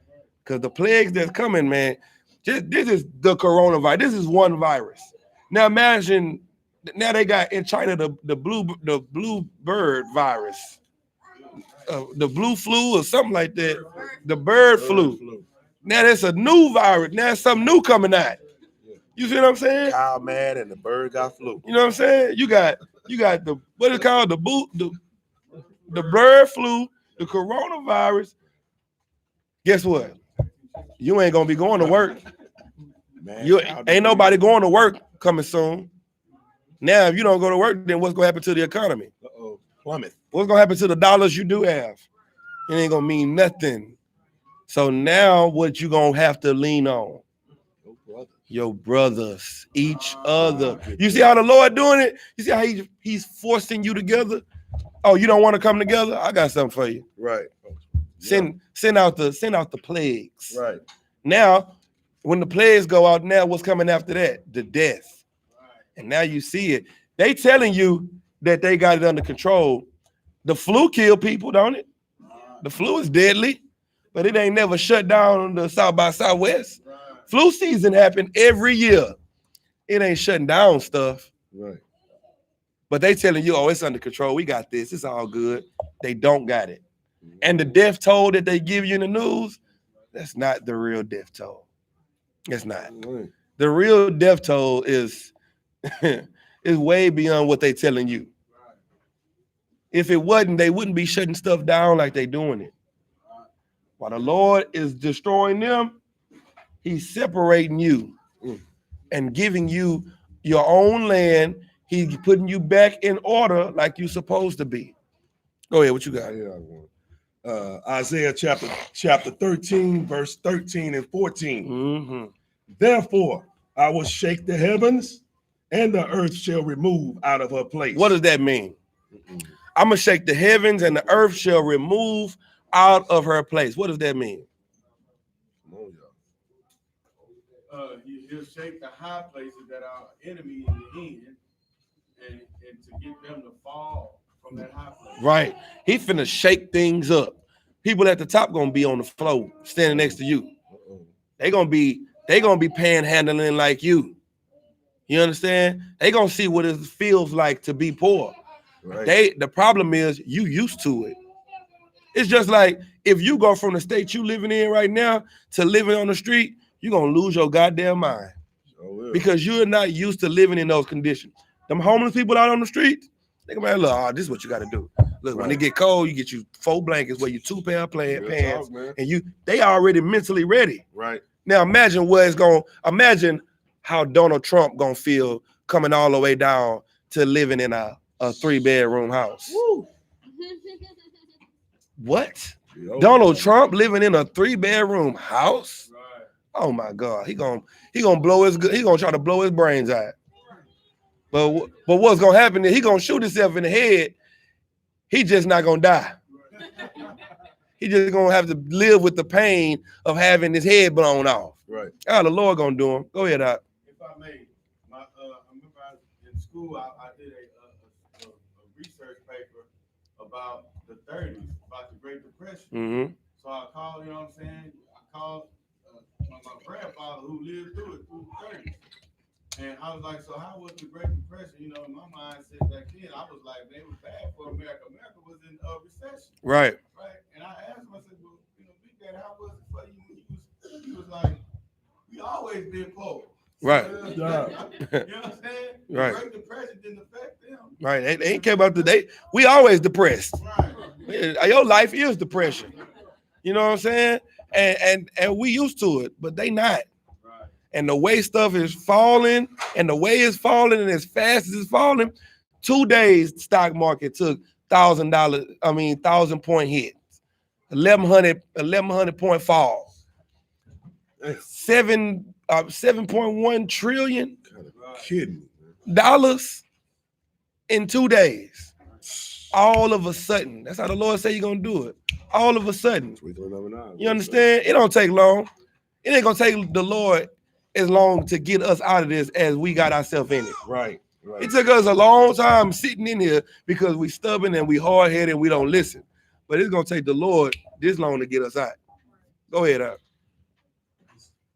So like I said, if I may, what's so heavy about it is, you know, I was just looking up about the rodeo when you mentioned it, Mm-hmm. and they said it's like a few thousands that signed a petition to cancel it because they canceled South by Southwest. They like, I watched fighting one, I amongst read each one of other the now. comments that one of the persons on the petition signed. Yeah. They was like, if this is serious to cancel that, this is one of the major events of the world, then they should cancel the rodeo, all other major events.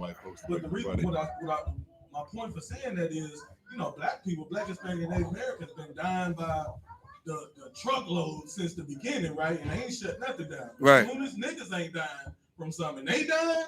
Oh, we gotta shut this down. That's how you know black people not dying from it. Because the stuff black people die for, they keep going. But when white people start dying, we gotta stop it.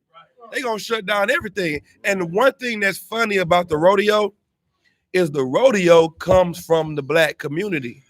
See, if you're from Houston, this is what you need to know. Right. The rodeo used to come down MLK. It was called South Park Boulevard. It was called South Park Boulevard. Right. And if you go back down, Cullen, you still see where they got the horse trainers. Right. And now it's like a bunch of farms because we were the horse trainers. Right. The rodeo has always been a Black and Hispanic thing. You see what I'm saying? So they used to have a rodeo back there off of Allison. Yeah. Go straight up Alameda. It was Right. you used to stand on MLK and see Watch Michael the trail. Jackson. And they used to have a trail Right. come down Right. MLK. Right. Michael Jackson would be standing out there. The goddamn Gladys Knight and the Pimps. That's right. I'm No, real I'm talk. Yeah. serious Right. because when you walk over the bridge where you going down where Zelensky was, that was the white neighborhood. That was the rich people. Right. Now, if you think about it, them houses over there 2-story. But now it's just hood because we there. Right. Because they moved from there and went back to Pearland and went back away from us. Right. But in the 70s and in the 60s and in the 50s, that was where white people stayed. Where we at right now, this used to be governor's neighborhood. Right. This is where rich white people stay. Right. These houses, this land, these are landmark properties over here. Right. And they moved the hell out to get us out of this place. I mean, because we move in. You start seeing a couple of black people with jobs move over here, they like, it's time to go. Right. It's time to get the hell because now more are coming. Right. The Lord is going to destroy all of these things because he is putting all of this in their communities. You getting away from us? No sweat. Now I ain't got to worry about my kids being hit by it. I'm going to put it where you getting hit at. Right. When every hurricane hit, where does it hit at? Every time it's flooding, where is it at? River Oaks. Right. In all the white neighborhoods, because they move away from us into a bowl. That's it. Where they move. We living on the high ground. They move into the inner city, and it is a big ass pot. Right. It's a big pot. Right. So now they away from us. Right. In the hood, what's good? We good. Right. You got a little water on the sidewalk. The streets ain't flooded. You come downtown, it's swimming water. You can jump off the third floor of your apartments. You can jump off the third floor of your apartment into 288 and not touch the bottom. Real talk. Real talk. Yeah. And that's because the Lord is trying to separate us. Read that verse again. Okay. Isaiah chapter 13, verse 13. Therefore, I will shake the heavens, and the earth shall remove out of her place. Go ahead. In the wrath of the Lord of hosts, and in the day of his fierce anger. Go ahead. Verse 14. And it shall be as the chased rope. What is a chased rope? Come on. A deer, sir. A deer what? Running. A deer on the run. Ah, That's what it's going to be like. Deer's running is what the time that you need to look for. That's what these people are right now. They Listen. deers in headlights on a run. Keep reading. and as a sheep that no man taketh up. And as a sheep that nobody is protecting the sheep. So now everybody's running with no protection. They don't know where to go. Where can they run from? Where can they run to get away from the coronavirus? Where can they go? Nowhere. There's nowhere to run. There's nowhere to hide. Right. Keep reading. They shall every man turn to his own people. Who they gonna turn to? Own people. Now you know what you're gonna say. You're gonna see Chinese people and you're gonna be like, got that coronavirus. I want to be over here with the black people. That's it. I'm gonna be around Mexicans and Native Americans because I ain't seeing us coughing, but I'm seeing them walking around with the masks, they coughing, they looking all funny. No, I ain't got time for that. Now everybody's starting to turn to their own. Go ahead. And flee everyone into his own land. And everybody now, guess what? Boys about to start kicking out Chinese people. That's what they about to start doing. They already shutting down their businesses. They already in Russia. They shutting down Chinese business in Russia. They shutting down them. They shutting them down everywhere else. Guess what? They not shutting them down at? In the hood. They not shutting them down in the hood. Chimichan pumping. And it's a line down the street because niggas want to die. The demon on them niggas is like Chinese food. That's where we need to go to die. That's what they doing. And it is so important that you have righteous leadership to help you get out of this predicament. Right. Keep reading. Verse 15. Everyone that is found shall be thrust through, and everyone that is joined unto them shall fall by the sword. What does that mean, to fall by the sword? Uh-oh. To die. Uh-oh. Everybody that's found joined with them, you're gonna die. If it's the Lord coming back and killing you, if it's the coronavirus, if it's the bird flu, whatever it is, you're gonna die because you should be joined with your own people where it's safe at. Go ahead, It's like, if I may, the next big event in the summer is going to be the Olympics, and it's going to be in Japan. It's set to be in Japan. We'll see if they gonna cancel that. They gonna cancel that. They just the world, I think it's the World Cup for soccer. Oh, that's can't cancel that. The World Cup That's for it. soccer is played. It has been played, Ooh-wee. but there were no fans there. Ooh-wee. And you know what LeBron James say? If we ain't got no fans, I ain't playing. LeBron James said, if I come to the stadium and it's only people that's in here is us and the Knicks and the referees, I ain't playing. So if LeBron James say that, then what else gonna happen? Everybody else gonna Other do it. niggas gonna Trickle start down. saying, hey, I ain't gonna play. Then what that's gonna do? Plummet. Keep hitting the pockets. Oh, yeah. The Lord hitting their pockets because that's what's important to them. Go back to Psalms. Read where you at. I am at verse 8. Go ahead. Psalm 73, verse 8.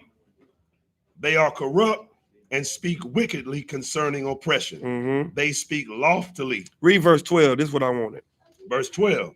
Behold, these are the ungodly Mm-hmm. who prosper in the world. Who do what? Prosper in the world. Go ahead. They increase in riches. That's how they prosper, through their riches. Right. But guess what the Lord doing to their riches?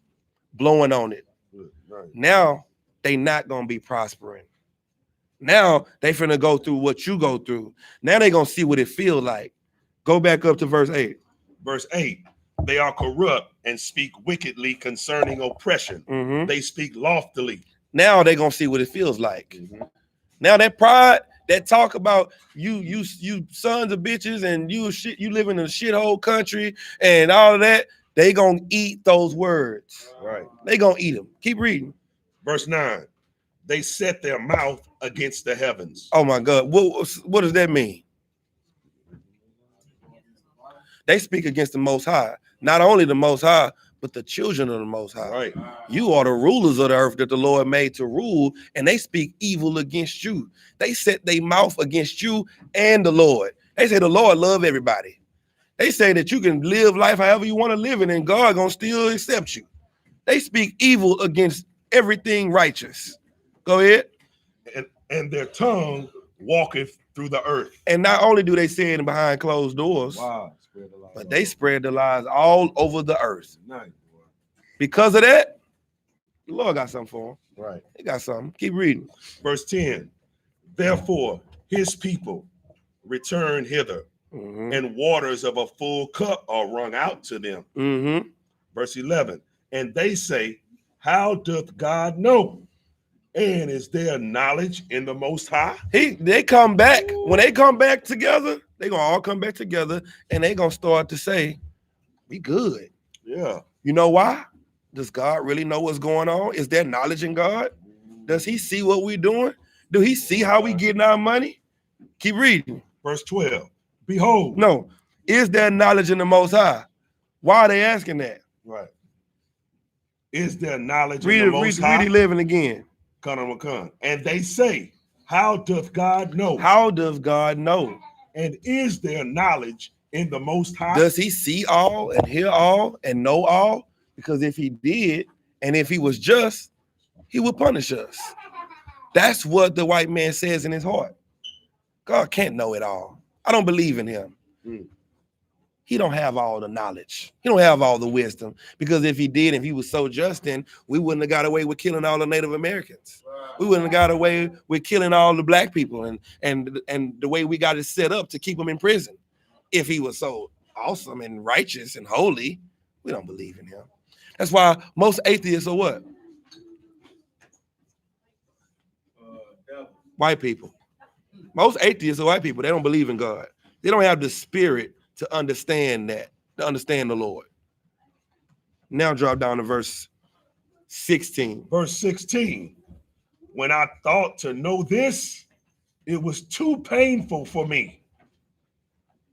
Hold on, read verse 14 before verse we go 14. there. Salakia. Right. 14. Verse 14. For all the day long have I been plagued and chastised every morning. Every time we wake up and we see them in their riches and we see how they live, we are envious of them. Right. and that makes life harder for us. Right. In your mind, you looking at these white people. I Uber, right? And I'm talking about millionaires getting in my car. You know how I know? Because they'll leave me $100 tip. And I hear him in the back seat doing this. Just bread. And in my mind, I'm like, man, what is the devil doing? Mm-hmm. I know this nigga ain't smarter than me. I know he don't work harder than me. I know, like, how are they so connected to have this money like this? And it angers me in the inside because I want that for my people. I want that type of success for my people. You know what I'm saying? I want us to be living like this. Read now, go ahead. Read verse 15 or down. Yeah, read verse 15. Verse 15. If I say I will speak thus, behold, I should offend against the generation of thy children. Go ahead. Verse 16. When I thought to know this. When you thought to know what? When I thought to know this. When you start to figure out that the white man is the devil.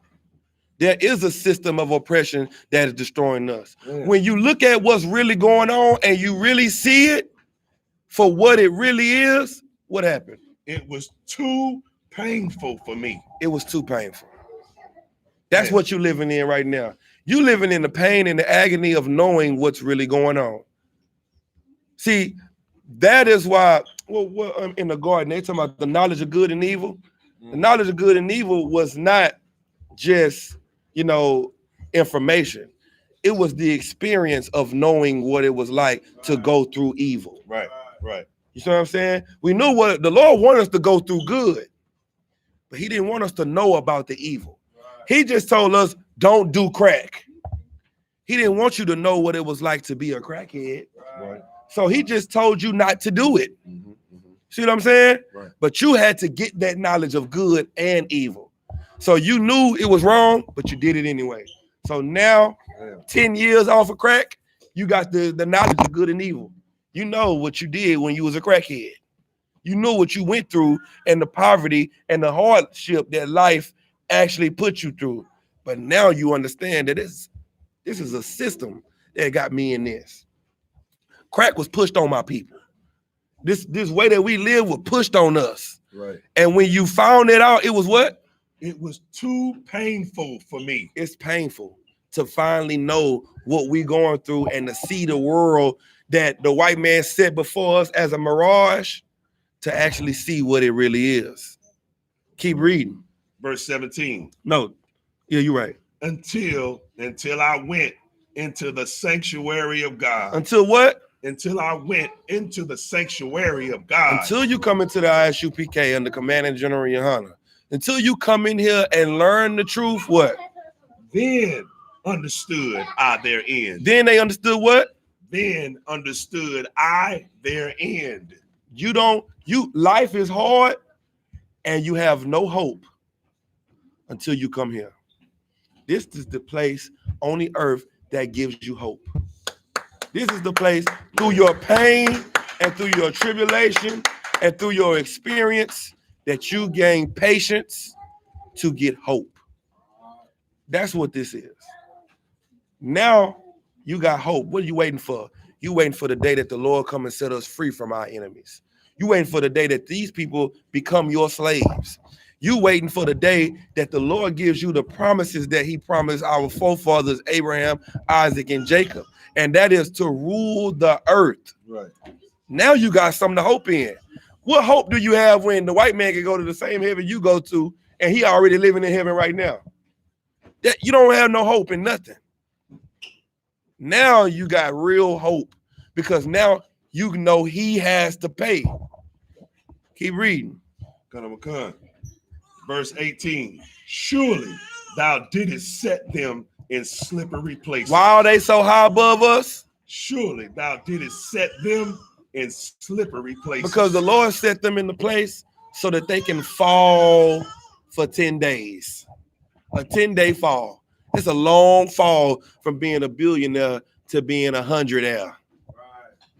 Right. You understand? A 50-air.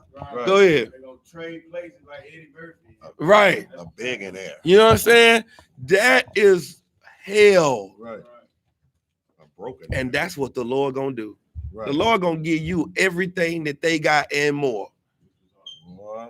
He gonna give you back what was yours Right. and more. Right. Go ahead. Thou casteth them down into destruction. He cast them down into righteousness, Into destruction. into destruction. They gonna be destroyed, man. Donald Trump under the freeway ain't gonna look good for him. He ain't gonna be able to survive in that. That's gonna be his demise. Yep. Go ahead. How are they brought into desolation as in a moment? Mm-hmm. They are utterly consumed with terrors. Read the next verse. Wait, they're utterly consumed with what? With terrors. You know what the terrors are that the Lord is consuming them with? The terror of losing everything. The terror of not having it anymore. Yeah. The coronavirus is a terror that's making them afraid. War and rumors of war is a terror that's making them afraid. Right. The I.S.U.P.K under Commanding General YAHANNA is a terror that's making them afraid. Because you know what we're doing? We are teaching our people how to be righteous. As they taught us how to be wicked, we are undoing that brainwashing and rewashing our brains to righteousness. Right. Go ahead. Okay, let's get some more. Verse 20. As a dream when one awaketh, so, O Lord, when thou awakest, thou shalt despise their image. When we wake up out of this sleep that we in, when you come into the truth, you know what the first thing that you start doing? What's the first thing you do when you get into the truth? Come on. The first stage you go through coming into the truth is the stage of what? Give them a hand. You understand? The first stage you go through is anger and hating them. Right. You understand? Then you come here and you learn how to contain that anger. Right. You understand how to use that anger. You understand how to bottle it up and use it to help free other brothers. Right. But as you awake, read that again. Verse 20. As a dream when one awaketh, Mm-hmm. so, O Lord, when thou awakest, thou shalt despise their image. When you wake up, you're going to look at them and hate them. You hate everything they do, everything they're about. Then you know what you start doing? You stop sleeping with their women. Yep. You stop eating their pork, crab, shrimp, and lobster. You stop stealing and robbing your brother. You understand? You stop doing the thing that you did that they taught you. It's just like an ex. Once you break up with somebody and you know it's over, what's the first thing you do? You take every picture out the house. You take all their clothes out the house. Anything that reminds you of them, you get rid of it. Right. That's what you do now. You come into the truth, you see a Christian cross, you take that cross, you throw it in the trash. Right. You drive by the church, you're like, man, the people in that church, man, they dumb as hell for being there. You mad at everything that got something to do with what they taught you. And that's righteous. That's righteous. You should separate your spirit from them. Go ahead. Verse 21. Thus my heart was grieved, Mm-hmm. and I was pricked in my reins. In my, what are your reins? Let me see a phone charger. Come on, class. What are your reins? Go ahead. The reins are the thing that the Lord uses to steer you left and right. That's the things that control you. Your reins, a rein is something you put, like you got a horse. You got a bit you put in the horse's mouth, and then that rope that comes out of that bit is called the reins. Right. So you steer the horse with the reins. Right. These are the things that guide you. Well, in his mind, he was grieved. In his mind, he was grieved Right. when he found out what was really going on, and his reins were pricked. Right. What controlled him changed. Keep reading. Okay. Verse 20, verse 22. Yeah. So foolish was I, Mm-hmm. and ignorant. Mm-hmm. I was as a beast before thee. I was foolish and ignorant Good to God. ever be under this white man like I was. How could we not see that he was the devil? We know that they had us in slavery. We know that they gave us religion, but we still tried to love them. We still tried to join hands with them. How could I be so dumb? How could I be so foolish? That's where we at. And that's what our people, they don't want to recognize that they were foolish. They don't want to recognize. It's like a woman. It's like a woman that's just like, oh, nah, he'll never do that to me. Right. Like a man, oh no, she'll never do that. Right. Until you find out she been doing it. Since you've been with her. Since you've been with him. Then it's like, how could I be so dumb? All the signs were there. Right. All the signs, I ignored the signs. We ignored the signs to know who the devil was. We say the devil come to kill, steal, and destroy. And we look at the white man, we're like, well, he did kill everybody. Right. He do destroy the land. He is stealing everything. He is killing, but nah, it can't be him. Right. Then you find out it was him, then you say, how did I miss that? God damn. He was right under my nose all along. Right. You understand? Keep reading. Okay. All right. Verse 23. Here you go. This it right here. Go ahead. Nevertheless, I am continually with thee. Mm-hmm. Thou hast holden me by my right hand. Nevertheless, even though I knew something was wrong with you, I still was holding your hand. I still had you by you. I still was walking hand in hand with you. That's how we've been doing. That's how we've been doing the white man. We've been this all along. Even though we know something was wrong with him, we still been trying to love him. You see what I'm saying? You got some more? Read from 20. Go ahead. Yeah. Verse 24. Thou shalt guide me with thy counsel, and afterward receive me to glory. But now that we know the truth, you come into the truth, and when we change our lives, the counsel is going to guide us into being who we are supposed to be. You understand? And that's why this place is so important, because we are actually changing lives. Right. We are doing miracles. You know what I'm saying? Now imagine this. When Christ left, the Pharisees and the Sadducees did not understand the spirit of the law. Right. They only understood what they could read. The letter of the law. Right. You understand? So they would read the law and say, thou shalt not commit adultery. Bet. Damn, look at his wife. Well, she sure look good. I ain't sinning. I ain't sleeping with her. Right. I ain't touching her. The law say don't commit adultery, and adultery is to sleep with another man's wife. Christ said, Don't lust after her. You lusting after her. Right. If you lust after, you commit adultery. We know the woman is married because adultery is only when you sleep with another man's wife. Right. There you go. See that? Christ gave you the spirit behind it. Right. Christ is showing you, you know what? The law say don't commit adultery. I say don't even look at her. Right. That's what it really means when they say don't commit adultery. You know what I'm saying? The law say an eye for an eye. I say turn the other cheek. Right. Because if it was evil, don't do evil for evil. If it was evil when he stole off on you, then it's going to be evil when you hit him back. There you go. So why don't you just not hit him back? Christ increased the law. He made it to where now you have to perform it. Right. Good night. You see that? Good He's night. showing you how important it is to actually practice what you preach. Right. And being in here, getting the counsel that we get in here and the things that we learn in here is the thing that's going to change you and make you able to do what it is Christ died for. Right. Go ahead. Art. Right. If I may, and if you love your brother, you understand, as you do yourself, Come on. love thy neighbor as thyself.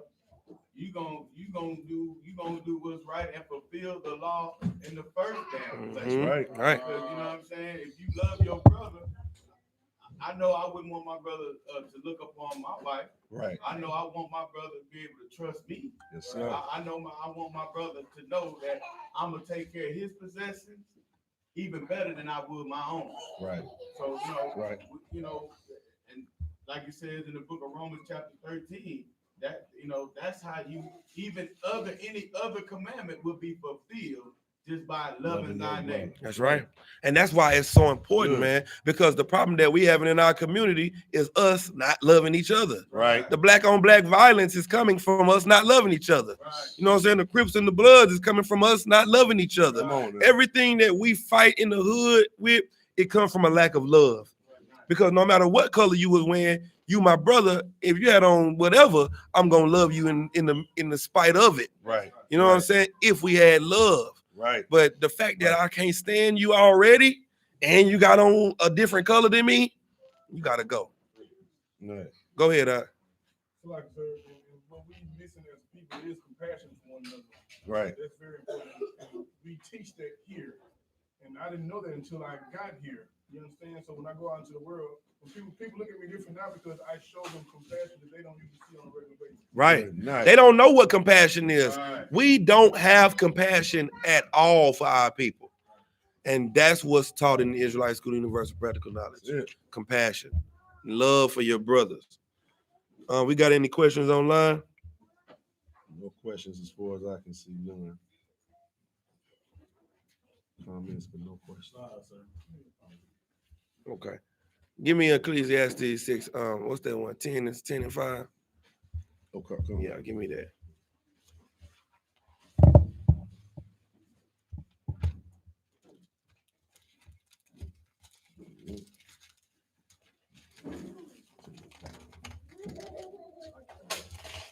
Out the water, I appreciate I'm tripping. it. Ecclesiastes 10 and 5. Whoever get it first, read it. You got it? Book of Ecclesiastes, chapter 10, verse 5. There is an evil which I have seen under the sun. Now, let me tell you something. This brother is having a dream. He's here having a vision. And he's saying, what I'm looking at is evil. Go ahead. Salaka, sir. As an error which proceeded from the ruler. He like, who this dude that's ruling is wrong.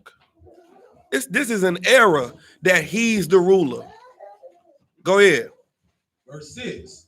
Folly is set in great dignity. What is sitting in dignity? Folly is set in great dignity. Go ahead. And the rich. And the who? And the rich. What? Sit in low place. It's saying that the people that's supposed to be at the bottom, they sitting up in dignity with a crown on, giving out orders. You know what that's like? That's like having a dream that your kids are the parents and you the child. That's what it's like. It's like having a dream that your kids is telling you, okay, look, today we eating Starburst and gummy worms for breakfast, lunch, and dinner. You understand? What you say? Give me your car keys. Give me your phone. You're going to be like, I know something ain't right about this dream. And it calls us the what? It calls us the what? Sitting in what places? Sit in low place. The who though? The rich. The who? The rich. Guess what? Uh-oh. You are really supposed to be the rich. You are supposed to be the rich, but you sitting in the hood. You sitting in the ghettos and the bayous and the barrows. Right. Keep reading. Verse 7. I have seen servants upon horses. In this nightmare, the servant is riding on a horse. The child is driving the Bugatti. And what? And princes walking as servants upon the earth. And the rich, the people who's supposed to be at the top, they walking like servants. They sitting at the bus stop. They out here bombing for a ride. Go ahead. Like, there's actually a statue where a white man's on a horse and a black man and a native woman is walking I on got the side. it. Yeah. Mm-hmm. Right. Right. White man's Got the Native American and, you know what I'm saying, Northern Kingdom and Southern Kingdom. Right. He got Northern Kingdom and Southern Kingdom walking on the side of this white man on a horse. Now imagine you a Jew. You know you a Jew. You know you come from the royal seed, and you see the white man ruling over you. That is a nightmare. I bet you that brother woke up in the sweat. Right. I just had a nightmare. You know what you look at it as? This is your reality. This is Sunday. Right. Yeah, the white man, he do got a helicopter. Yeah, I do got a hoverboard. You know what I'm saying? I got a bike. You know, I need to go put some air in it because the air about to run out of it right now. You see what I'm saying? We struggling. They out here living life like it's golden. Keep reading. Come. Verse 8. He that diggeth a pit shall fall into it, But and whoso breaketh an hedge, a serpent shall bite him. the man that dug a pit for us, that pit he dug is what he's gonna fall into. That's what it say. They gave us the crack epidemic, the Lord gave them the opioid epidemic. They gave us an abortion clinic, the Lord dried up their wounds. The same way they put it on us, the Lord reversed it on them. You understand? Now they trying to make us poor and they taking everything from us. The Lord making them poor and taking everything from them with a virus. You understand? Get the Lord a hand. Because that's Yeah. so that's what you got to understand, man. These things that's going on. Give me one more. Give me Revelations 18 and 3. You got it? 18 and 3. Yeah, man, I'm gonna try to get it for y'all. Get it with the phone. Get it fast. The book of Revelation, chapter 18, verse 3. Right. For all nations have drunk of the wine of the wrath of her fornication, and the kings of the earth have committed fornication with her. This is what the Lord know.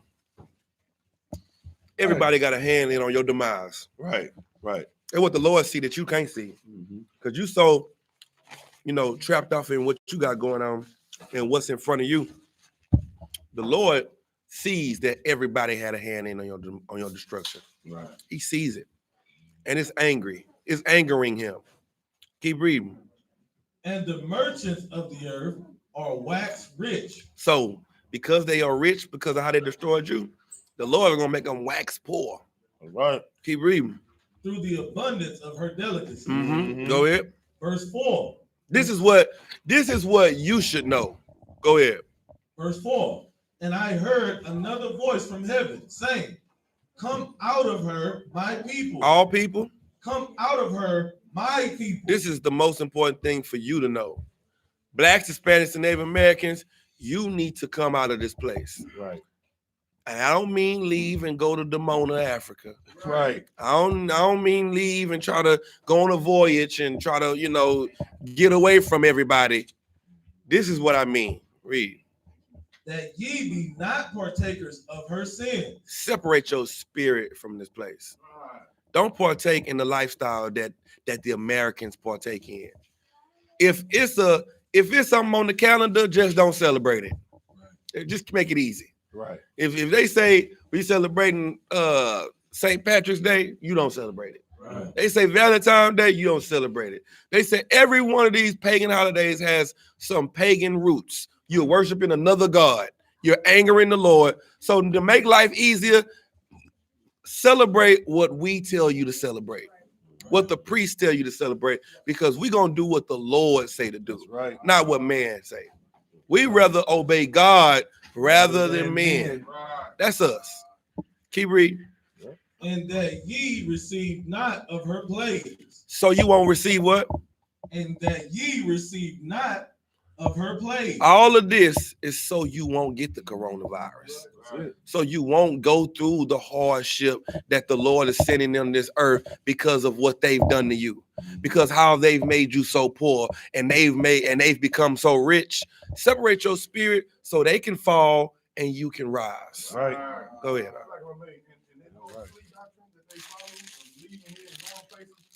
They be so arrogant with it, you know what I'm saying? When you leave here, you go just to live next to a radiation thing, you know what I'm saying? Or can't find a job over there.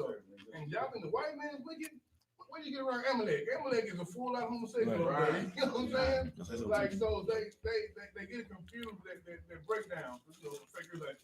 That's right. And guess what? It's still and that's heavy you bring that out, because that's still the same spirit of the so-called white man. It's to do what? Don't change. Flee from your destruction, your problems. Let's go to the moon. You know what I'm saying? That's the same thing. Okay, well, we're gonna let America's nothing. We got a place where we gonna go We just flee and we'll change our names, not who we are. We won't clean, you know, so the cup will still be dirty, gold on the outside, and we just go and change and everything will be different. That's Christianity 101. Christianity, You know what Christians do? They just leave the church and go to another church. That's it. And do the same thing they was doing now. You ask the family member, you still go to that church? No, I don't go there no more. The pastor wasn't feeding me. The pastor wasn't feeding. The pastor wasn't feeding my spirit enough. I had to go somewhere. This pastor over here, oh yeah, he bad. Oh, that choir. You hear that? At the very next thing. Oh, that choir, the organ and the drums. Right. They ain't there to learn. They're not there to change. They're not there to be convicted. They there to do what the hell they want to do. And as soon as something don't go their way, they run, just like the white man. White man, he ain't trying to change. He just goes somewhere else where he can do what he want to do there. Don't fit his narrative. Okay, the English, they want to do this. We don't want to do that. We're going to come over here and we're going to take over this land and we're going to call it this. And these are going to be our rules in this new land. Right. That's what they do. And now that's what you do. Right. They want you to become like them. Yep. They want you to start running from your problem. That's it. The Lord say, no, you're not running. Right. The only thing that you can do is change. The only thing I care about, I don't care about your sacrifices. I care about your contrite spirit. Yeah. I want you broken. Because when you run, I'm going to break you over there where you run to. Right. When you hide, I'm going to have you in your hiding spot broke. Right. Man, you broken. I'm going to break your spirit. I'm going to kill your family members. I'm going to kill you if you don't change. What we understand here, we tired of running. Right. We got asthma. We can't do a lot of running. Come on. And we ain't got no more inhalers. So now we got to stand up and learn how we're supposed to change our lives. And that's what this school is made for. Go ahead. Like if I may, you kind of brought it out, but you know, they want to make you a vagabond. Right. They want to make you one that a nomad. Right. Escaping justice. Right. But our God said, you know, we can't escape it, brother. We just got to go on and deal with it. Go on and take your lick, man. Yeah. You're a righteous son, man. Only a bastard despises correction. And that's what we learn in the school. Right. You gonna come up in here, you gonna get checked. Right. You gonna get checked. But guess what? After the checking, it's gonna make you a better person. That's right. You're gonna learn from your mistake, and you're not gonna want to repeat that mistake anymore. Right. Christians repeat mistakes because they don't get corrected for their mistake. Right. They don't get the whooping. You know what I'm saying? If you spare the rod, you spoil the child. Right. If you don't correct the person for the wrong that they do, they have nothing to make them change. You come in here, you get correction, and you gonna change. Now, if you don't change, don't wait. You're gonna get more correction and more correction until you get tired of being corrected. That's what's gonna happen. Once you get enough fines to hit your pocket, you're gonna either do what? Change or what? Leave. And guess what? We good either or. That's right. You either gonna be in here and be righteous, or you're gonna be gone and be wicked. And Lord be with you when you go out there. That's what you're gonna need. And guess what? Guess what? When the world beats you up, guess what you're gonna have to come back to? The same people that you ran from, you're gonna get the same checking you was getting when you left. So that's it. Anybody got any questions? I'm toward. I appreciate it. Anybody got any more questions? Check the online, check the no question. Check the YouTube. Okay, you check YouTube. Somebody check the YouTube.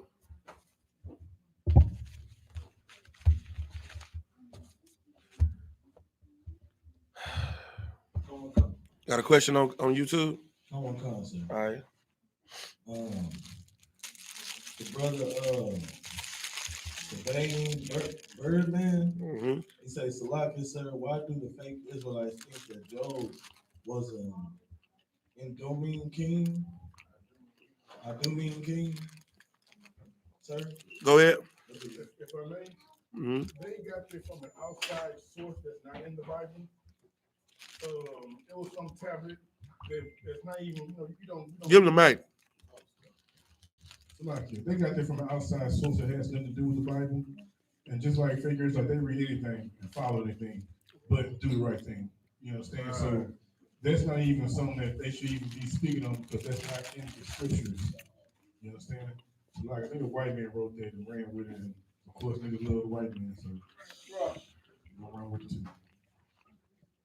An easy answer for me, because they not in the truth under Commanding General YAHANNA, Right.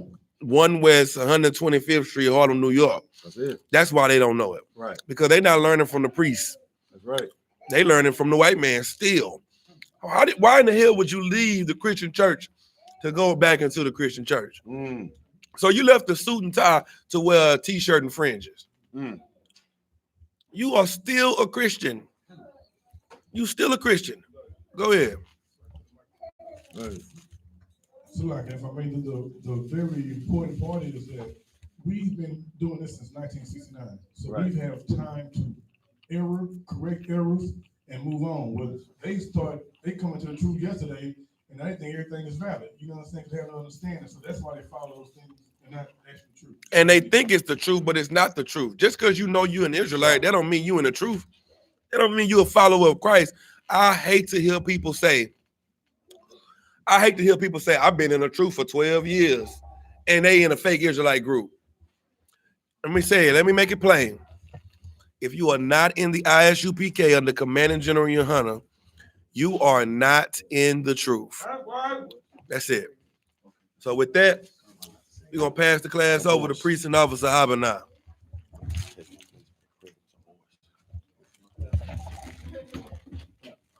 You too up?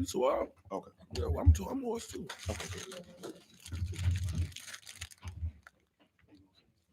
We are the I.S.U.P.K, started out of 1 West 125th Street out of Harlem, New York. Group for new brother and sister. When a new brother or sister comes into the school, they are off living for 6 months. They are to be saluted only. They are here to shed themselves to the world.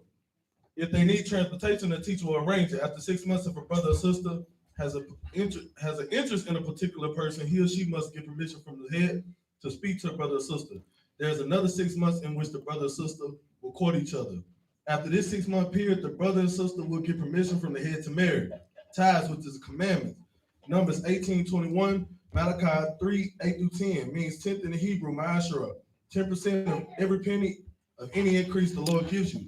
Give to the Treasury Department. You got it. You can do the prayers. Priest fund, free will offering, not mandatory. Whatsoever amount you would like. Upcoming holy convocations is the Passover. It's going to be April 9th, 2020. And you can find it in Exodus chapter 12, verse 1-51, Leviticus chapter 23, 4-5, 1 Corinthians chapter 5, 7 and 8, and 2 Chronicles 30 and 17. If anyone wants to be a trooper in the school, start wearing all black boot shirts, pants, headbands, and scarf. And these conclude the security announcements. And with that, Imagine. You want to say this?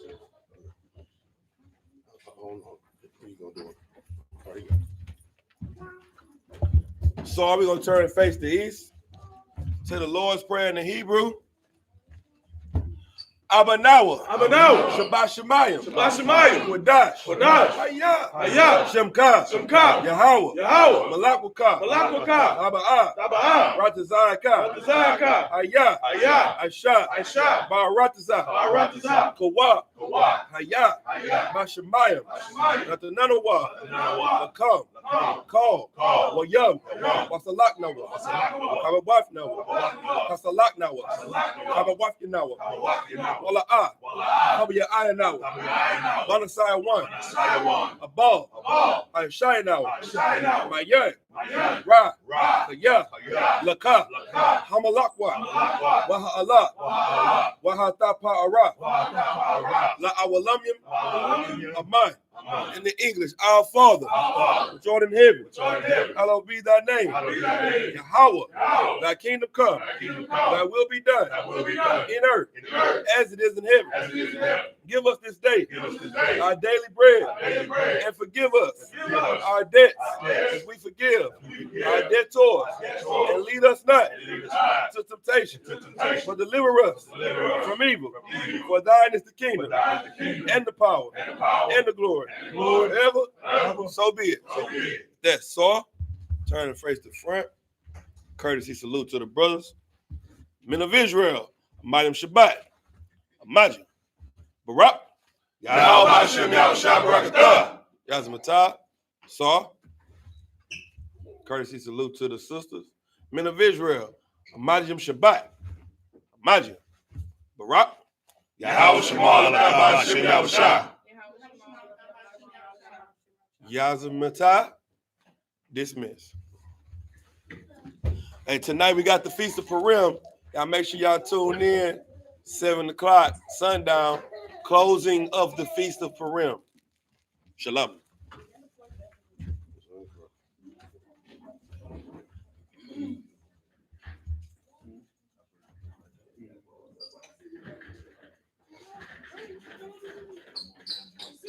Wow. This ain't my office, brother. Right. Make sure it's there.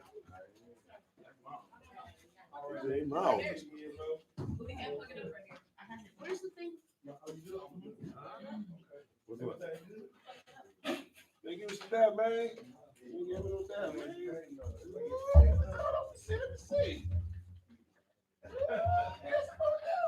See ya.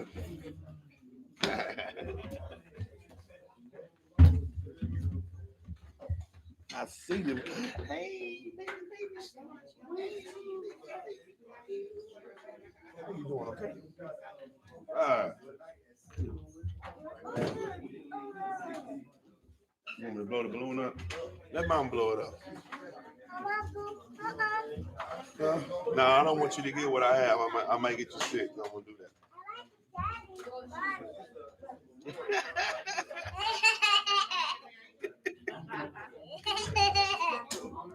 Silly little children, boy.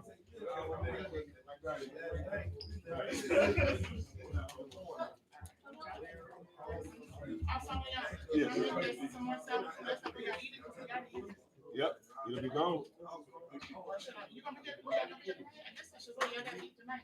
Yeah. Okay. Yeah, I'm still bargaining right now. I'm gonna be in San Antonio for my show tonight.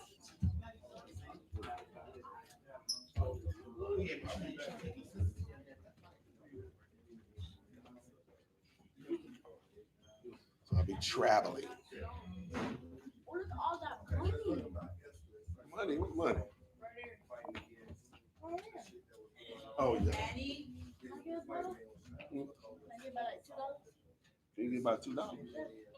Let me tell you something.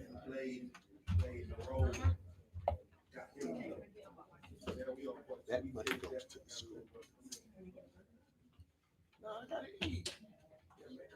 Ow. Did you eat already though? You know that ain't true. Oh. See that? Oh, fat? That cat. Oh, that cat is huge. That cat got all the Chinese people pissed off. He's eating all the rats over here and everything. You know?